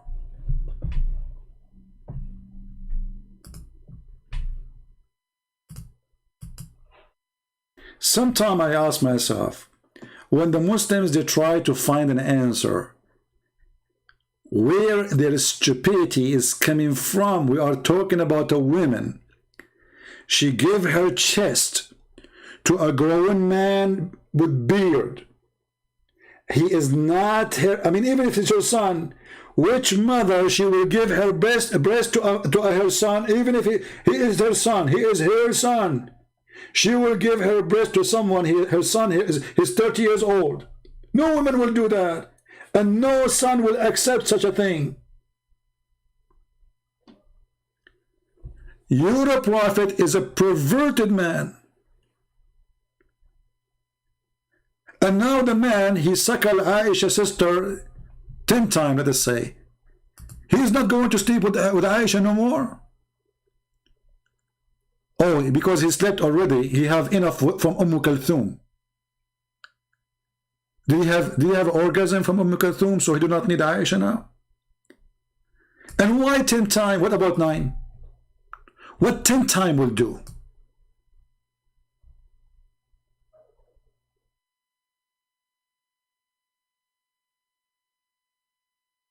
Isn't it obvious that Muhammad is a perverted, mentally ill person?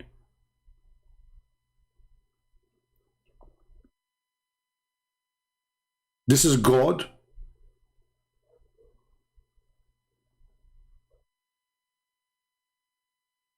You could not find such a law in the Quran. Here we go, the DNA guy. No, I found it in the Quran. You are a stupid ear. You do not know what you are talking about.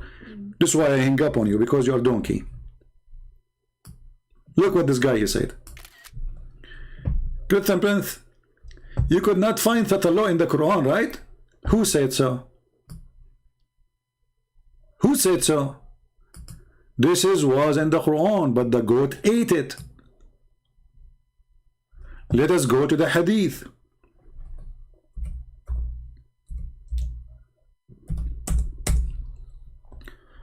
while Muhammad dead, he just died, according to Aisha, a female goat from YouTube, her name is Mimi Hijab. She went to the bed of a prophet. She took off her t-shirt and she jumped in the top of the prophet when he is in the bed. Remember, the Quran is under the pillow. In the top of the pillow there's the head of the prophet. So the goat, she cannot eat the Quran unless she move the head of the prophet and flip him from the bed. So let me draw the situation for you. Hold on. You know I'm very good in art.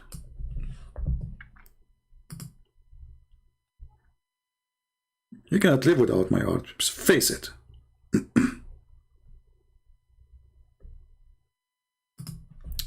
So this is the bed of Muhammad.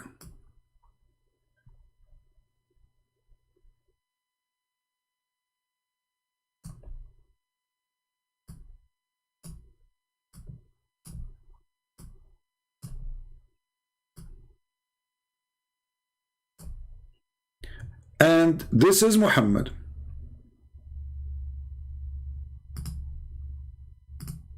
We will change the color so you can see it.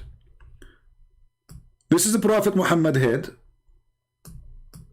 This is his body.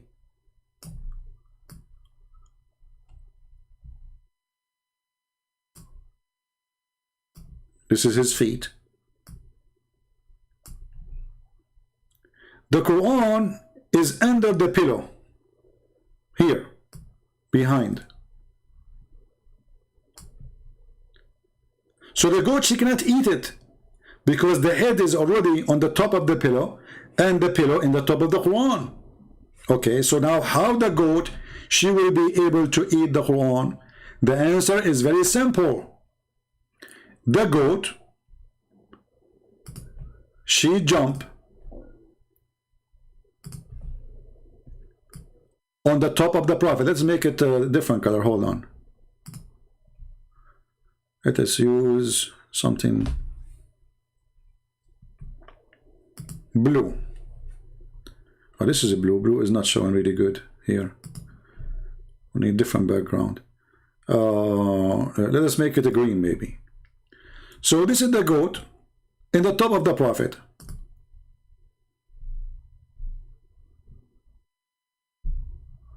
Let us make it yellow, man. I mean, there's no goat is yellow, but Allah can make it yellow. You know, you never know. She might be yellow. Yeah, that's better. So now the goat is in the top of Muhammad. May Allah be pleased with him.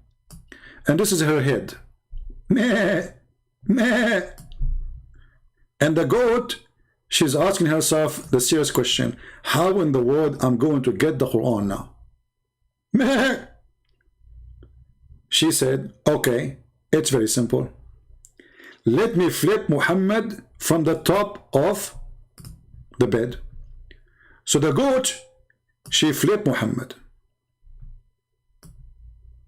She threw him from the bed. Muhammad is gone now. And then she flipped the pillow. No pillow no more. So what is left now is the goat, and now the goat is chewing the Quran. Let us draw the goat again because we have to erase some of the goat. May Allah bless her. This is the goat.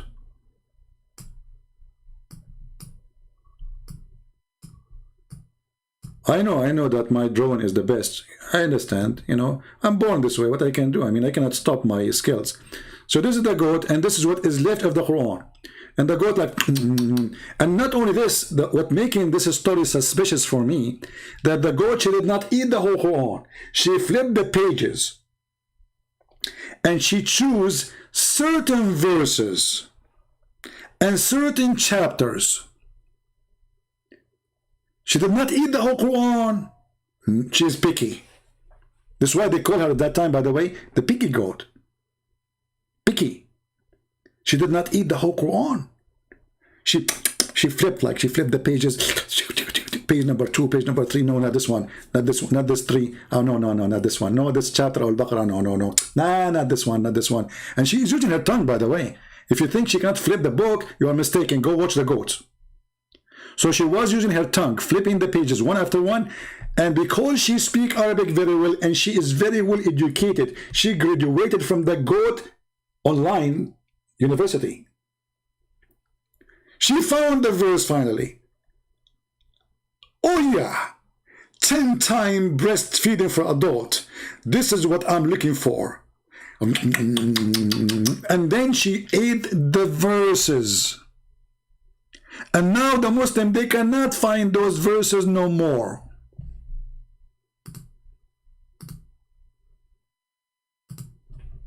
This is a religion.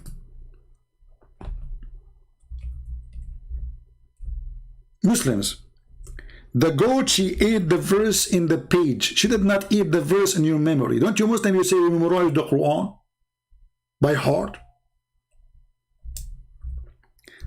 Did the goat eat your memory too?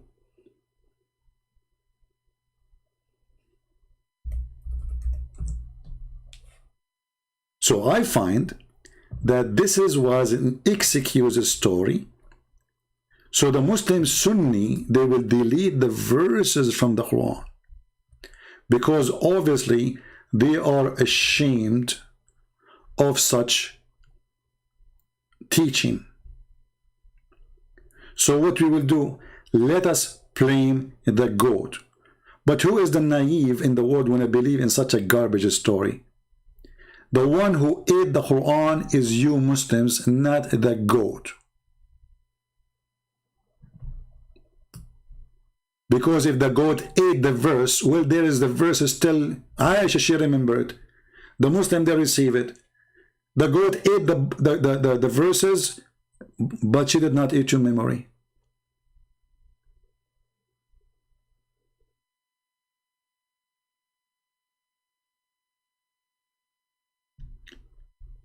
The problem is Muslims who they are ashamed of their cult. They are so desperate to find an excuse. So they come with the stories. It is humiliating even for the religion. It's so stupid. How in the world you want to say our book is protected, preserved, if a goat was able to eat it and now you cannot even recite the verse for me? Who as a Muslim can recite that verse? So what we say? Oh, the goat, she ate the book, brother. And to make it more stupid, the goat, she flipped the prophet from the bed. She ate the goat in the top of the prophet. She ate the book. So the story is disrespect to a man, they worship him as God. Disrespect to a God, they claim that he protect his book. And the story itself proving that Muhammad is a perverted man anyway, because what kind of God he received or he sent to his prophet such an idea, a wisdom, that a woman she have to give her boobs 10 times to be suckled or to suckle a man so he can enter upon her.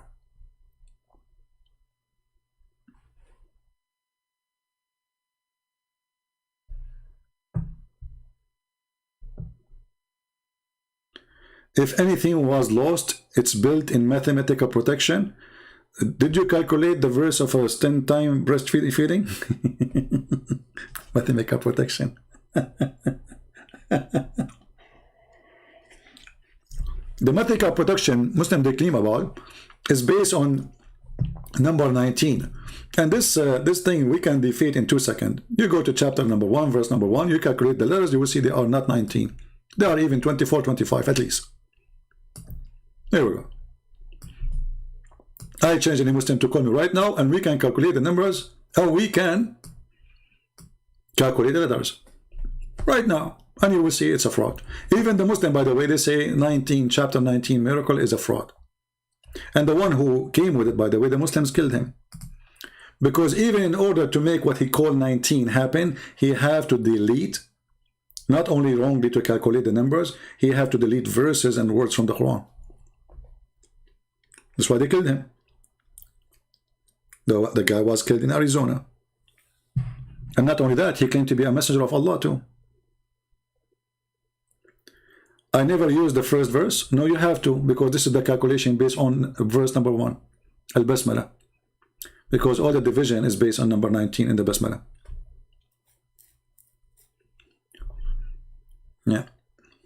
You can open the website of the guy who come with this miracle, you will see it. The first verse he mentioned is this one. Bismillah ar-Rahman ar-Rahim. It's not 19. Do we have any Abdul? Chapter 79, verse number 30, does it say earth shake? No, my friend, nowhere it says that. Actually, all Muslim translations never say that. This is a fraud. This is a Muslim kid. He is like 21 years old. He was trying to refute me. He made a video saying that the word ha mean the shape of the egg, and then even Zakir Naik, he took it from the kid. But if you go right now, you will read any Islamic interpretation or even translation, you will not find any of them saying the word shape of the egg. Because there's no such a thing. The ha is the opposite, it's flat. He made it flat. You can go right now to the dictionary and you will see. This is why all interpretations saying he made it flat. The scholars who they are Muslims who speak Arabic very well, and they are Arab, why they don't say what they are saying, shape of an egg? Nobody says that. So this is the verse in the Quran. Open. Here we go. This is the website, chapter 79. And the earth after that he made it flat. Not only he spread, he made it flat. This is what the ha mean. The ha is, you see, like when your mother, she is making a pizza. She make the dough, and then there's a piece of wood. She push it in the top, round wood. She push it in the top of the dough, and she make the dough flat. That is what the ha mean. You can open the dictionary right now, and you will see. Here we go. This is the word. This is the word. You can copy it and take it to any Arabic dictionary right away. They lie. They lie. This is why if we go right now and we say, okay, let us see what the Muslim they say about this. Do they say this is the ha mean he made it egg shape? Nobody says that. This is a joke. Look, this is the official government website of the Kingdom of Jordan. This is the chapter 79.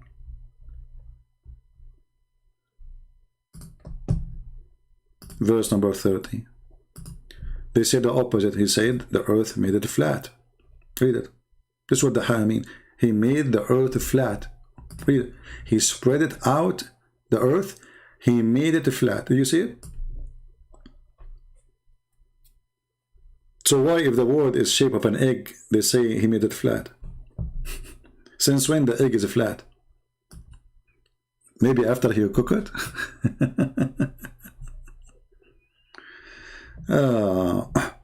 Your book says the edges of the earth.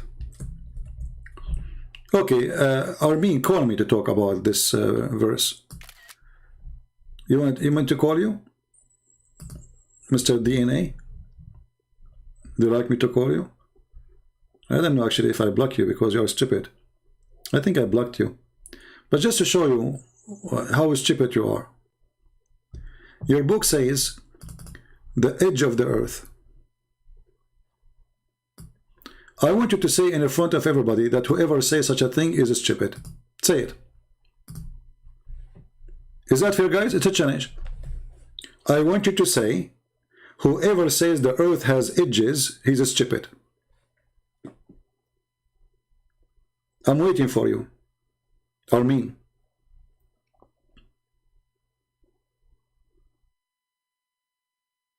I'm waiting. Say, whoever say the earth have edges is stupid. Just say it.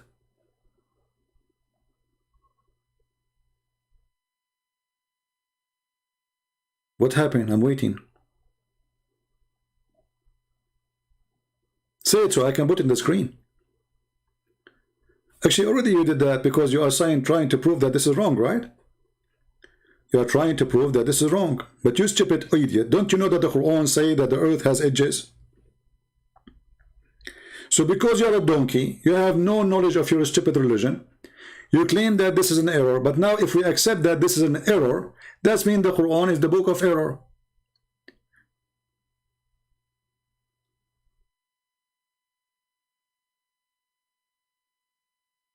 Let's go to the Quran. We will ask you, Mr. Abu. Text me in Skype, Mr. Abu, so I can call you and you can tell me about your question, and we can enjoy your genius knowledge. This is the Quran, using the same word in the Bible. The same exact word. أولم يروا إن نأتي الأرض ننقصها من أطرافها, the edges of the earth. Chapter 13 verse number 41. Chapter 21 verse number 44.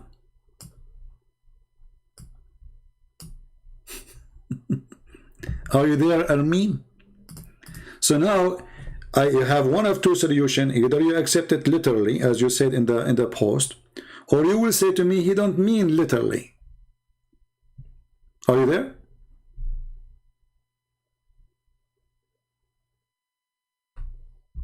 Are you there? Is that literally or not literally?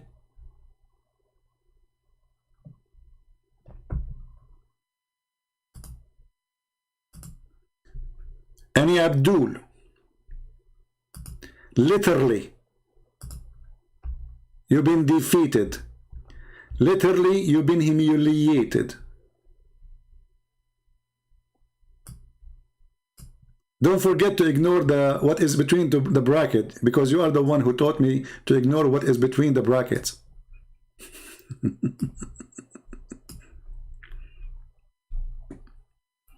Dummy. This is why they don't dare to call me. They don't know what I will say to them. They have no idea where is the answer coming from. They are so slow. They are so dummy. They are so wicked. They are out of words. Hey, Abu, why you don't call me, my friend, and let everybody hear you? Guys, we have Mr. Abu here, and Mr. Abu look like he is a smart person. Abu, text me in Skype, I will call you, even though it's getting late for me. I need to go soon. I mean, I'm live really for how many hours now? 3 hours and 12 minutes. I will talk to you like for 15 minutes, 20 minutes. What do you say, Abu? How come your God decide he would let people kill him? And if he is God, how did you know for sure that he suffered? How come your God, he let me give him a finger every day? How come? How come that Allah is suffering right now because of my talk? How come that Allah cannot refute me? How come Allah cannot kill me? How come? How come I say every day Allah is a stupid, idiot, perverted God? And how come Allah could not send me? One of you can at least refute me if he cannot come because he's wearing a veil. How come? Is Allah suffering because of my words? Or he is mute and deaf? He hear nothing, he see nothing. How come? How come your God, he gave you verses of 10 times breastfeeding for adult? Did you do it before you call me? Or you will do it after you call me? How come? When a person he say how come, I mean your religion have no come at all. Even your prophet he never come. And here we go, this is the hadith. The Prophet Muhammad, he never been able to have sex with his wife, and his wife, she never have come.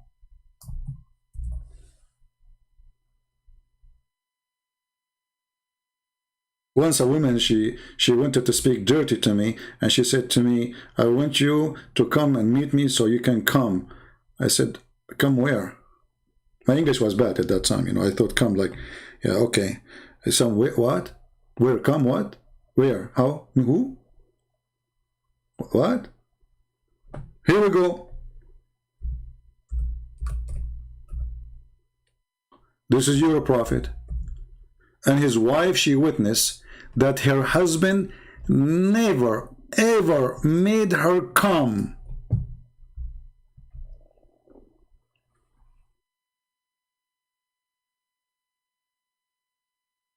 Read it. The wife of the prophet, she said to the prophet, her husband, do women even have this charge? How come? How come the prophet have the power of 40 men and boom boom, yet he could not make his wife come? Are you there? Mr. Come? The wife of the prophet, she is saying, look, what the heck? Women, they have this charge? So what Muhammad was doing in the bed? He was cleaning the lice from the hair of his wife and her pubic area. As you see, this is the wife of the prophet, first-hand witness. Muhammad never made her come. So Mr. Abdul, how come? Are you there?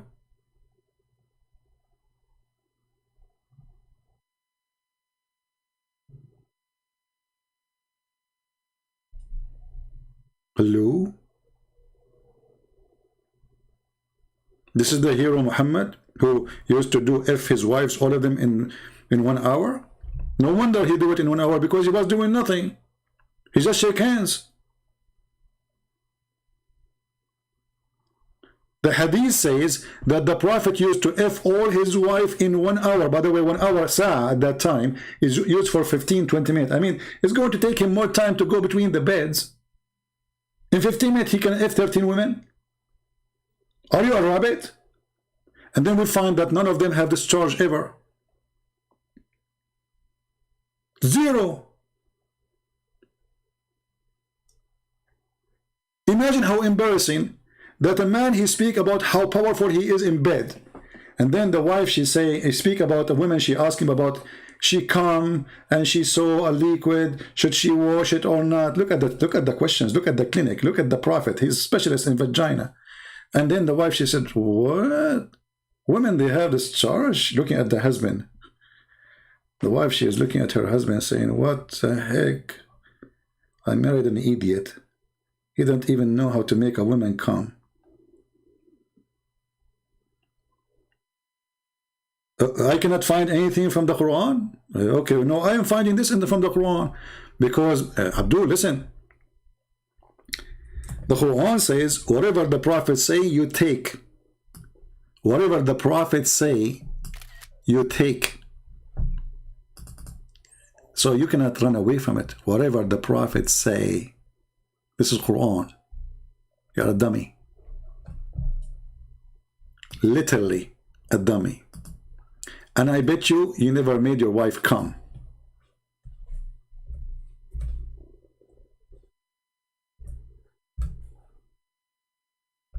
Excuse me.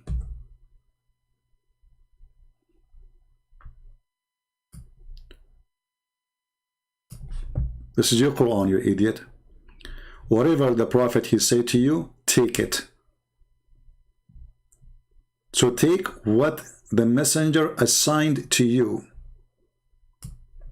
This is Quran. So any Muslim, he tried to save his ass by denying the prophet words. It doesn't work. It doesn't. You have to come.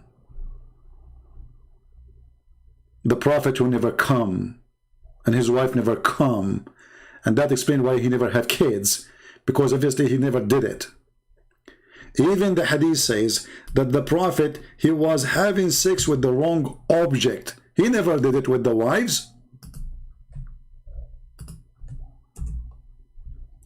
And the question is, can we receive some DNA to prove that Muhammad ever had come? Aisha, she said, once the prophet was bewitched, so that began to imagine that he had done a thing. In fact, he did not. Including what? Including he come. Including what? Including he had sex with his wives. He did not. Aisha actually, she made it even more clear. She said, the prophet continues to such and such and such a period of time.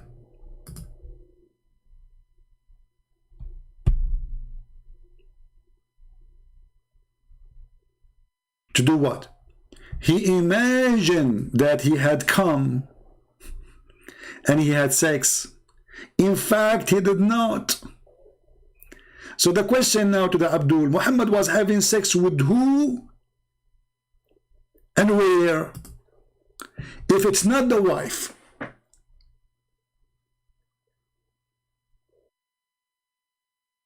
the wife she's saying, or the wife they say, he did not come to us.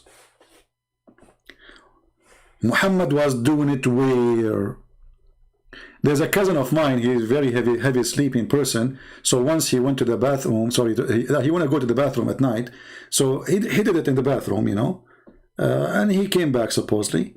And then when he lay down in the bed, he asked his wife, he said, honey, when we open the bathroom door, does the light come on by itself? His wife, she said, no, honey, that is the refrigerator. Do you think your prophet was having sex with the refrigerator? He thought it is his wife, like my cousin, who went to the bathroom, but in fact he opened the door of the refrigerator.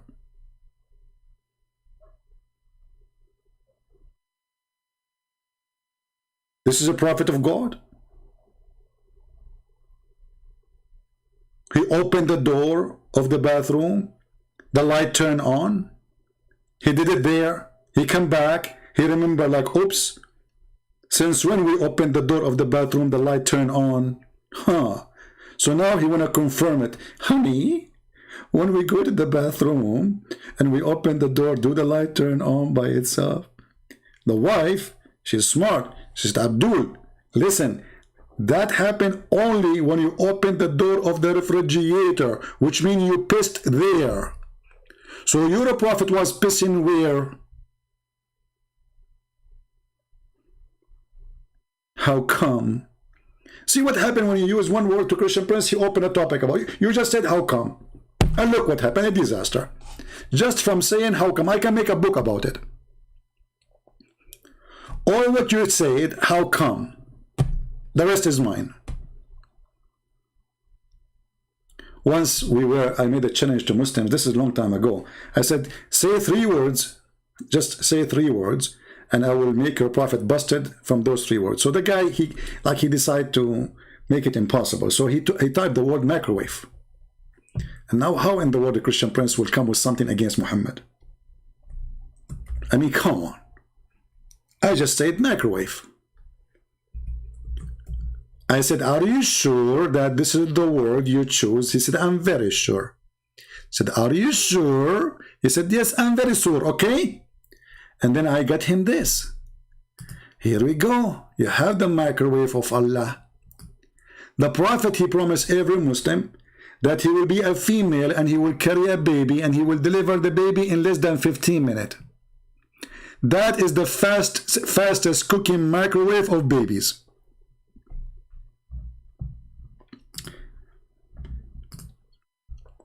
Abu saying, why your mind always speak about dirty stuff? Thank you, because my mind is full of Quran.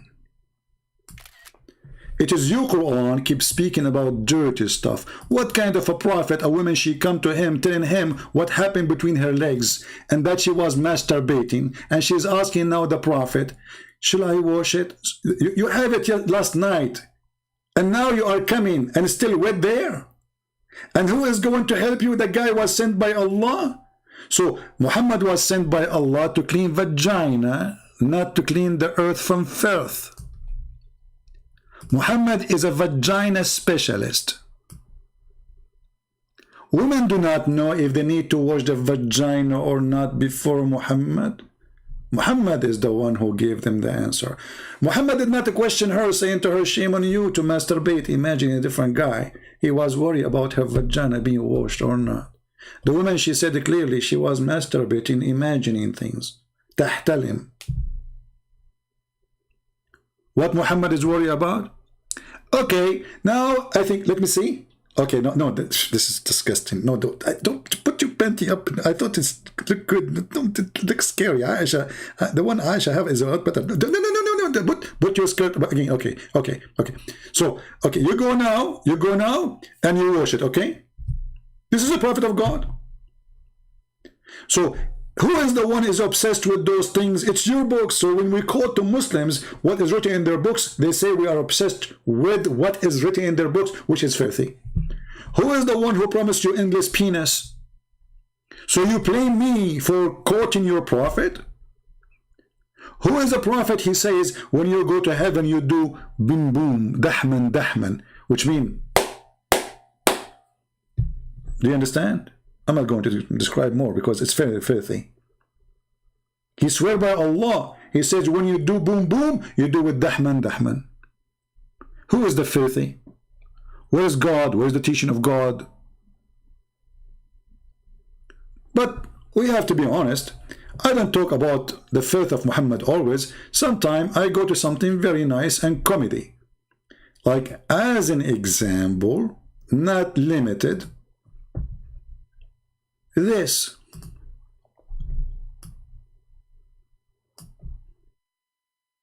Brother? And I was half in the shade and half in the sun. So my teacher told me that I shouldn't do that. When I asked for the reason, he said, because this is where shaitan sits. So he's asking me, can you elaborate? Yeah, I can easily elaborate. This is what the Prophet told us, alayhi salatu wasalam. There are so many things, Yahya. What the heck? So the Prophet is not only specialist in vagina, he's a specialist in not to sit half in the sun and half in the shade. Do you see how deep this religion is? This guy Muhammad is so good. Sitting once and I was half in the shade and half in the sun. So my teacher told me that I shouldn't do that. When I asked for the reason, the Abdul, he's saying, it says clapping in our doctrine. Abdul, I did not say clapping, you stupid idiot. I was showing you, I was making the sound of dahman, you idiot. So the guy, he thought we are talking about clapping. I mean, do you see the stupidity? We are talking about effing. Do you Muslim F by using clapping? Do you F by using two hands and you clap? So this is what you got from the sound I made, clapping? Turtle. Who's talking about clapping? You're a prophet. When he said dahman, he's speaking about how you will F violently. And he made a sound. The guy, he thought we are talking about clapping the hands. I mean, what's wrong with those people? This is what you got from what I say to you. So your prophet saying when you F a woman, you clap. Genius. What they feed them, how they grow them, what kind of light they see. Oh, the light which came from the vagina of Muhammad's mother when she gave birth to him, it reached all the way the palaces of Damascus. Even historian, by the way, they wrote about it. A light, strong light came from Mecca. The funny, nobody saw the light coming from the vagina of Muhammad's mother in Mecca, but they saw it in Damascus. Stupid cult. But brother, they're important now. Please, let us not to sit half in the shade, half in the sun, because this is dangerous. It's proven, by the way. I was sitting once and I was half in the shade and half in the sun. So my teacher told me that I shouldn't do that. When I asked for the reason, he said, because this is where shaitan sits. True. That's it. We cannot sit where shaitan sit. Okay, what if shaitan, he sat in the shade always? We cannot sit in the shade? What if shaitan, he sat in the sun? We can't go in the sun? I mean, what does it have to do with what I have to do with shaitan? If shaitan, he said there, what's my business? This is the stupidity of this cult. So guys, as you see, our Skype is open and we are out of Abdul for today. Sadly, you know, we consumed all of them. You know, yeah, the goat ate every single Abdul left in the chapter of breastfeeding for adult. Alhamdulillah. And remember, brother, the Quran is preserved. All right, doesn't matter how many goats they ate the Quran, still the Quran is preserved. And you know, this goat, by the way, we accuse this goat was sent by the Jews. She was a Jewish goat, and she was trained, you know, like you see them in the circus, right? You see the circus, they teach even lions how to jump, and you know, even a bird talk. So why they will not teach the goat? The goat are smart. So, and the goat, they like to eat books, it's very known. So the Jews, they took the goat to their school, and they taught the goat, you go to the bedroom, you know, they make a bedroom like the bed of Muhammad, and you know, and they made a, you know, and they put a Jewish guy, he looked like Muhammad, and then they taught the goat every day to jump on the bed and look under the pillow, and then she, you know, and they even teach her which page to look for, and they ate those verses specifically, and she ate them, and now we don't have them because of the Jewish. However, brother, the Quran is preserved, and this goat now is wanted, and sooner or later we are going to find it. I promise you. We have more than 1 billion Muslim looking for the goat who ate the Quran. If you think, goat, that you can escape what is coming, I say to you, you are wrong. We will find you.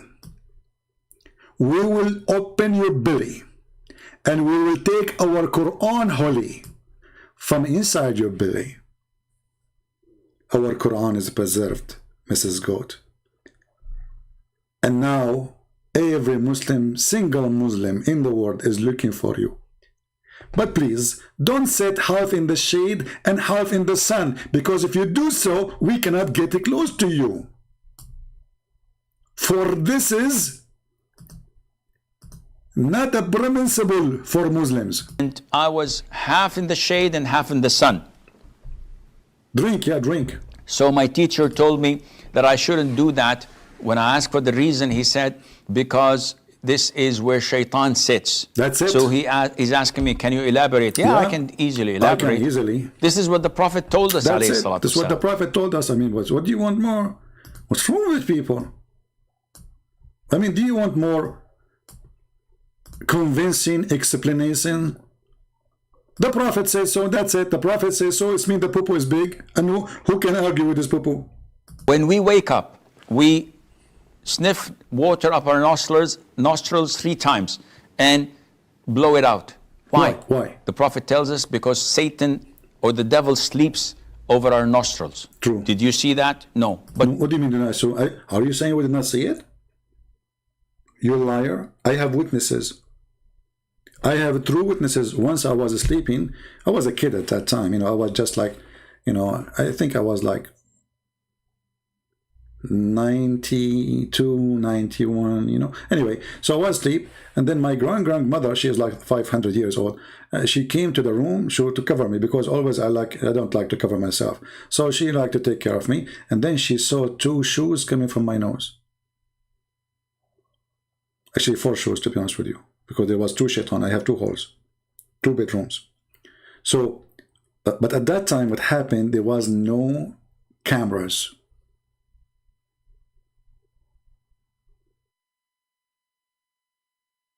And this is why we have a lack of evidence. But do we have witnesses? I have my grandmother. You know, once, just to show you the Muslims how desperate they are, once I went to a Muslim room, a huge chat room. And those Muslims, just say to them, somebody convert to Islam, they go crazy. So I type in the chat, I said, guys, did you hear the news? The Pope, the 3rd wife of the Pope, and his mother, who died last year, they converted to Islam today. Listen carefully. And I posted again, guys, did you hear the news? The 3rd wife of the Pope and his mother, who died last year, they converted to Islam today.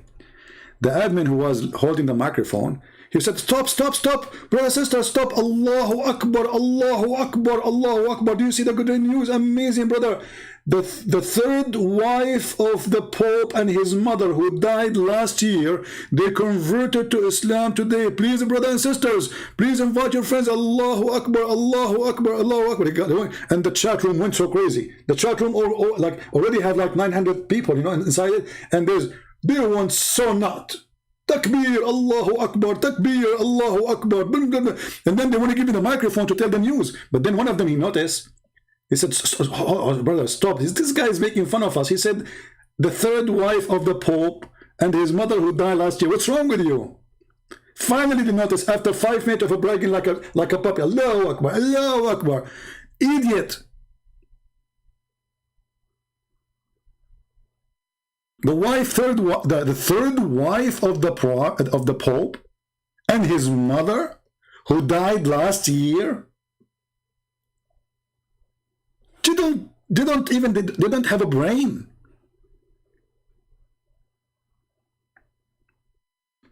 Once went to a Muslim chat room, and everybody was snoring. The second they see my name, they go crazy. Christian Prince is here, and suddenly the name started growing. Christian Prince, we got you busted. We have recording of you. Okay, hold on, let me play it for you. We know how you make people leave Islam. And he played my voice saying, "Give me one Muslim, I give you 5 hamburger." I was joking, you know. Because we were desperate to debate a Muslim. Give me one Muslim, I give you 5 hamburger. So he played that. He said, Christian Prince, come and answer.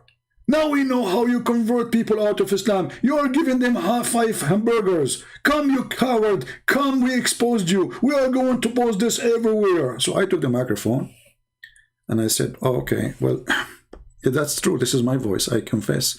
But are you saying to me that you Muslim, you exchange your God for the sake of 5 hamburger? And the Muslim, they got so upset. And the other guy, he said to him, stupid you, he even beat us in our chat room. You give him the microphone. Don't you know you should never let him talk? This guy, the second he hold the microphone, we cannot stop him. This is what they said to me. You got me busted. You Muslim, you exchange your God for 5 hamburgers. And you should see how excited he was. Like they recorded my voice saying, give me one Muslim, I give you 5 hamburgers. So the Muslim, they start thinking, and the turtle is working now. Ha. This is why each time Christian Prince, he go live on air, some Muslims leave Islam. Aha. It was the hamburger. And you know what? Let us be honest here. Who can resist hamburger? Nobody.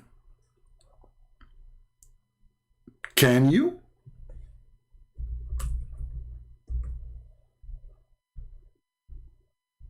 $5 hamburger? You know, Abdul, if I gave every Muslim 5 hamburger to leave Islam, I would be bankrupt. Long time ago. I would be homeless. I don't even go to the restaurant to eat in a restaurant. 5 hamburger to leave Islam. Who cares? Stay as a Muslim. I will keep the hamburger for myself. And how cheap this religion is, to the point the followers of Allah, they exchange their God with a hamburger. And by the way, is it like hamburger beef or hamburger pork? And just to be sure. People are now I'm getting hungry. Unbelievable. I don't know what to eat. I should buy some food. I am out of food. All right, guys. I just remember I did not eat since yesterday. So with hamburger, with the blessing of hamburger of Allah, I hope we have a good time together, and we did enjoy it. Don't forget to leave your comment, because the more comment you make, the more we know that you are involved and you are thinking, and you are not a hamburger yourself. You are not a turtle. We don't want turtles. We have enough in this earth. We need people who use their brain. So use your brain. Think, involve in the conversation. Give your opinion. Don't be a turtle.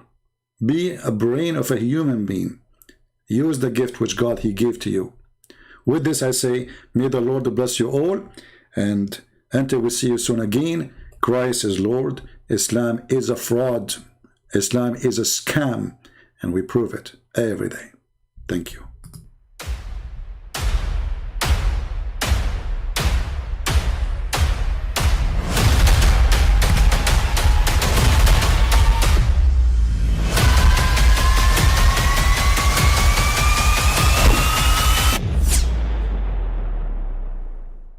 But I mean, again, he doesn't know who Gabriel is, right?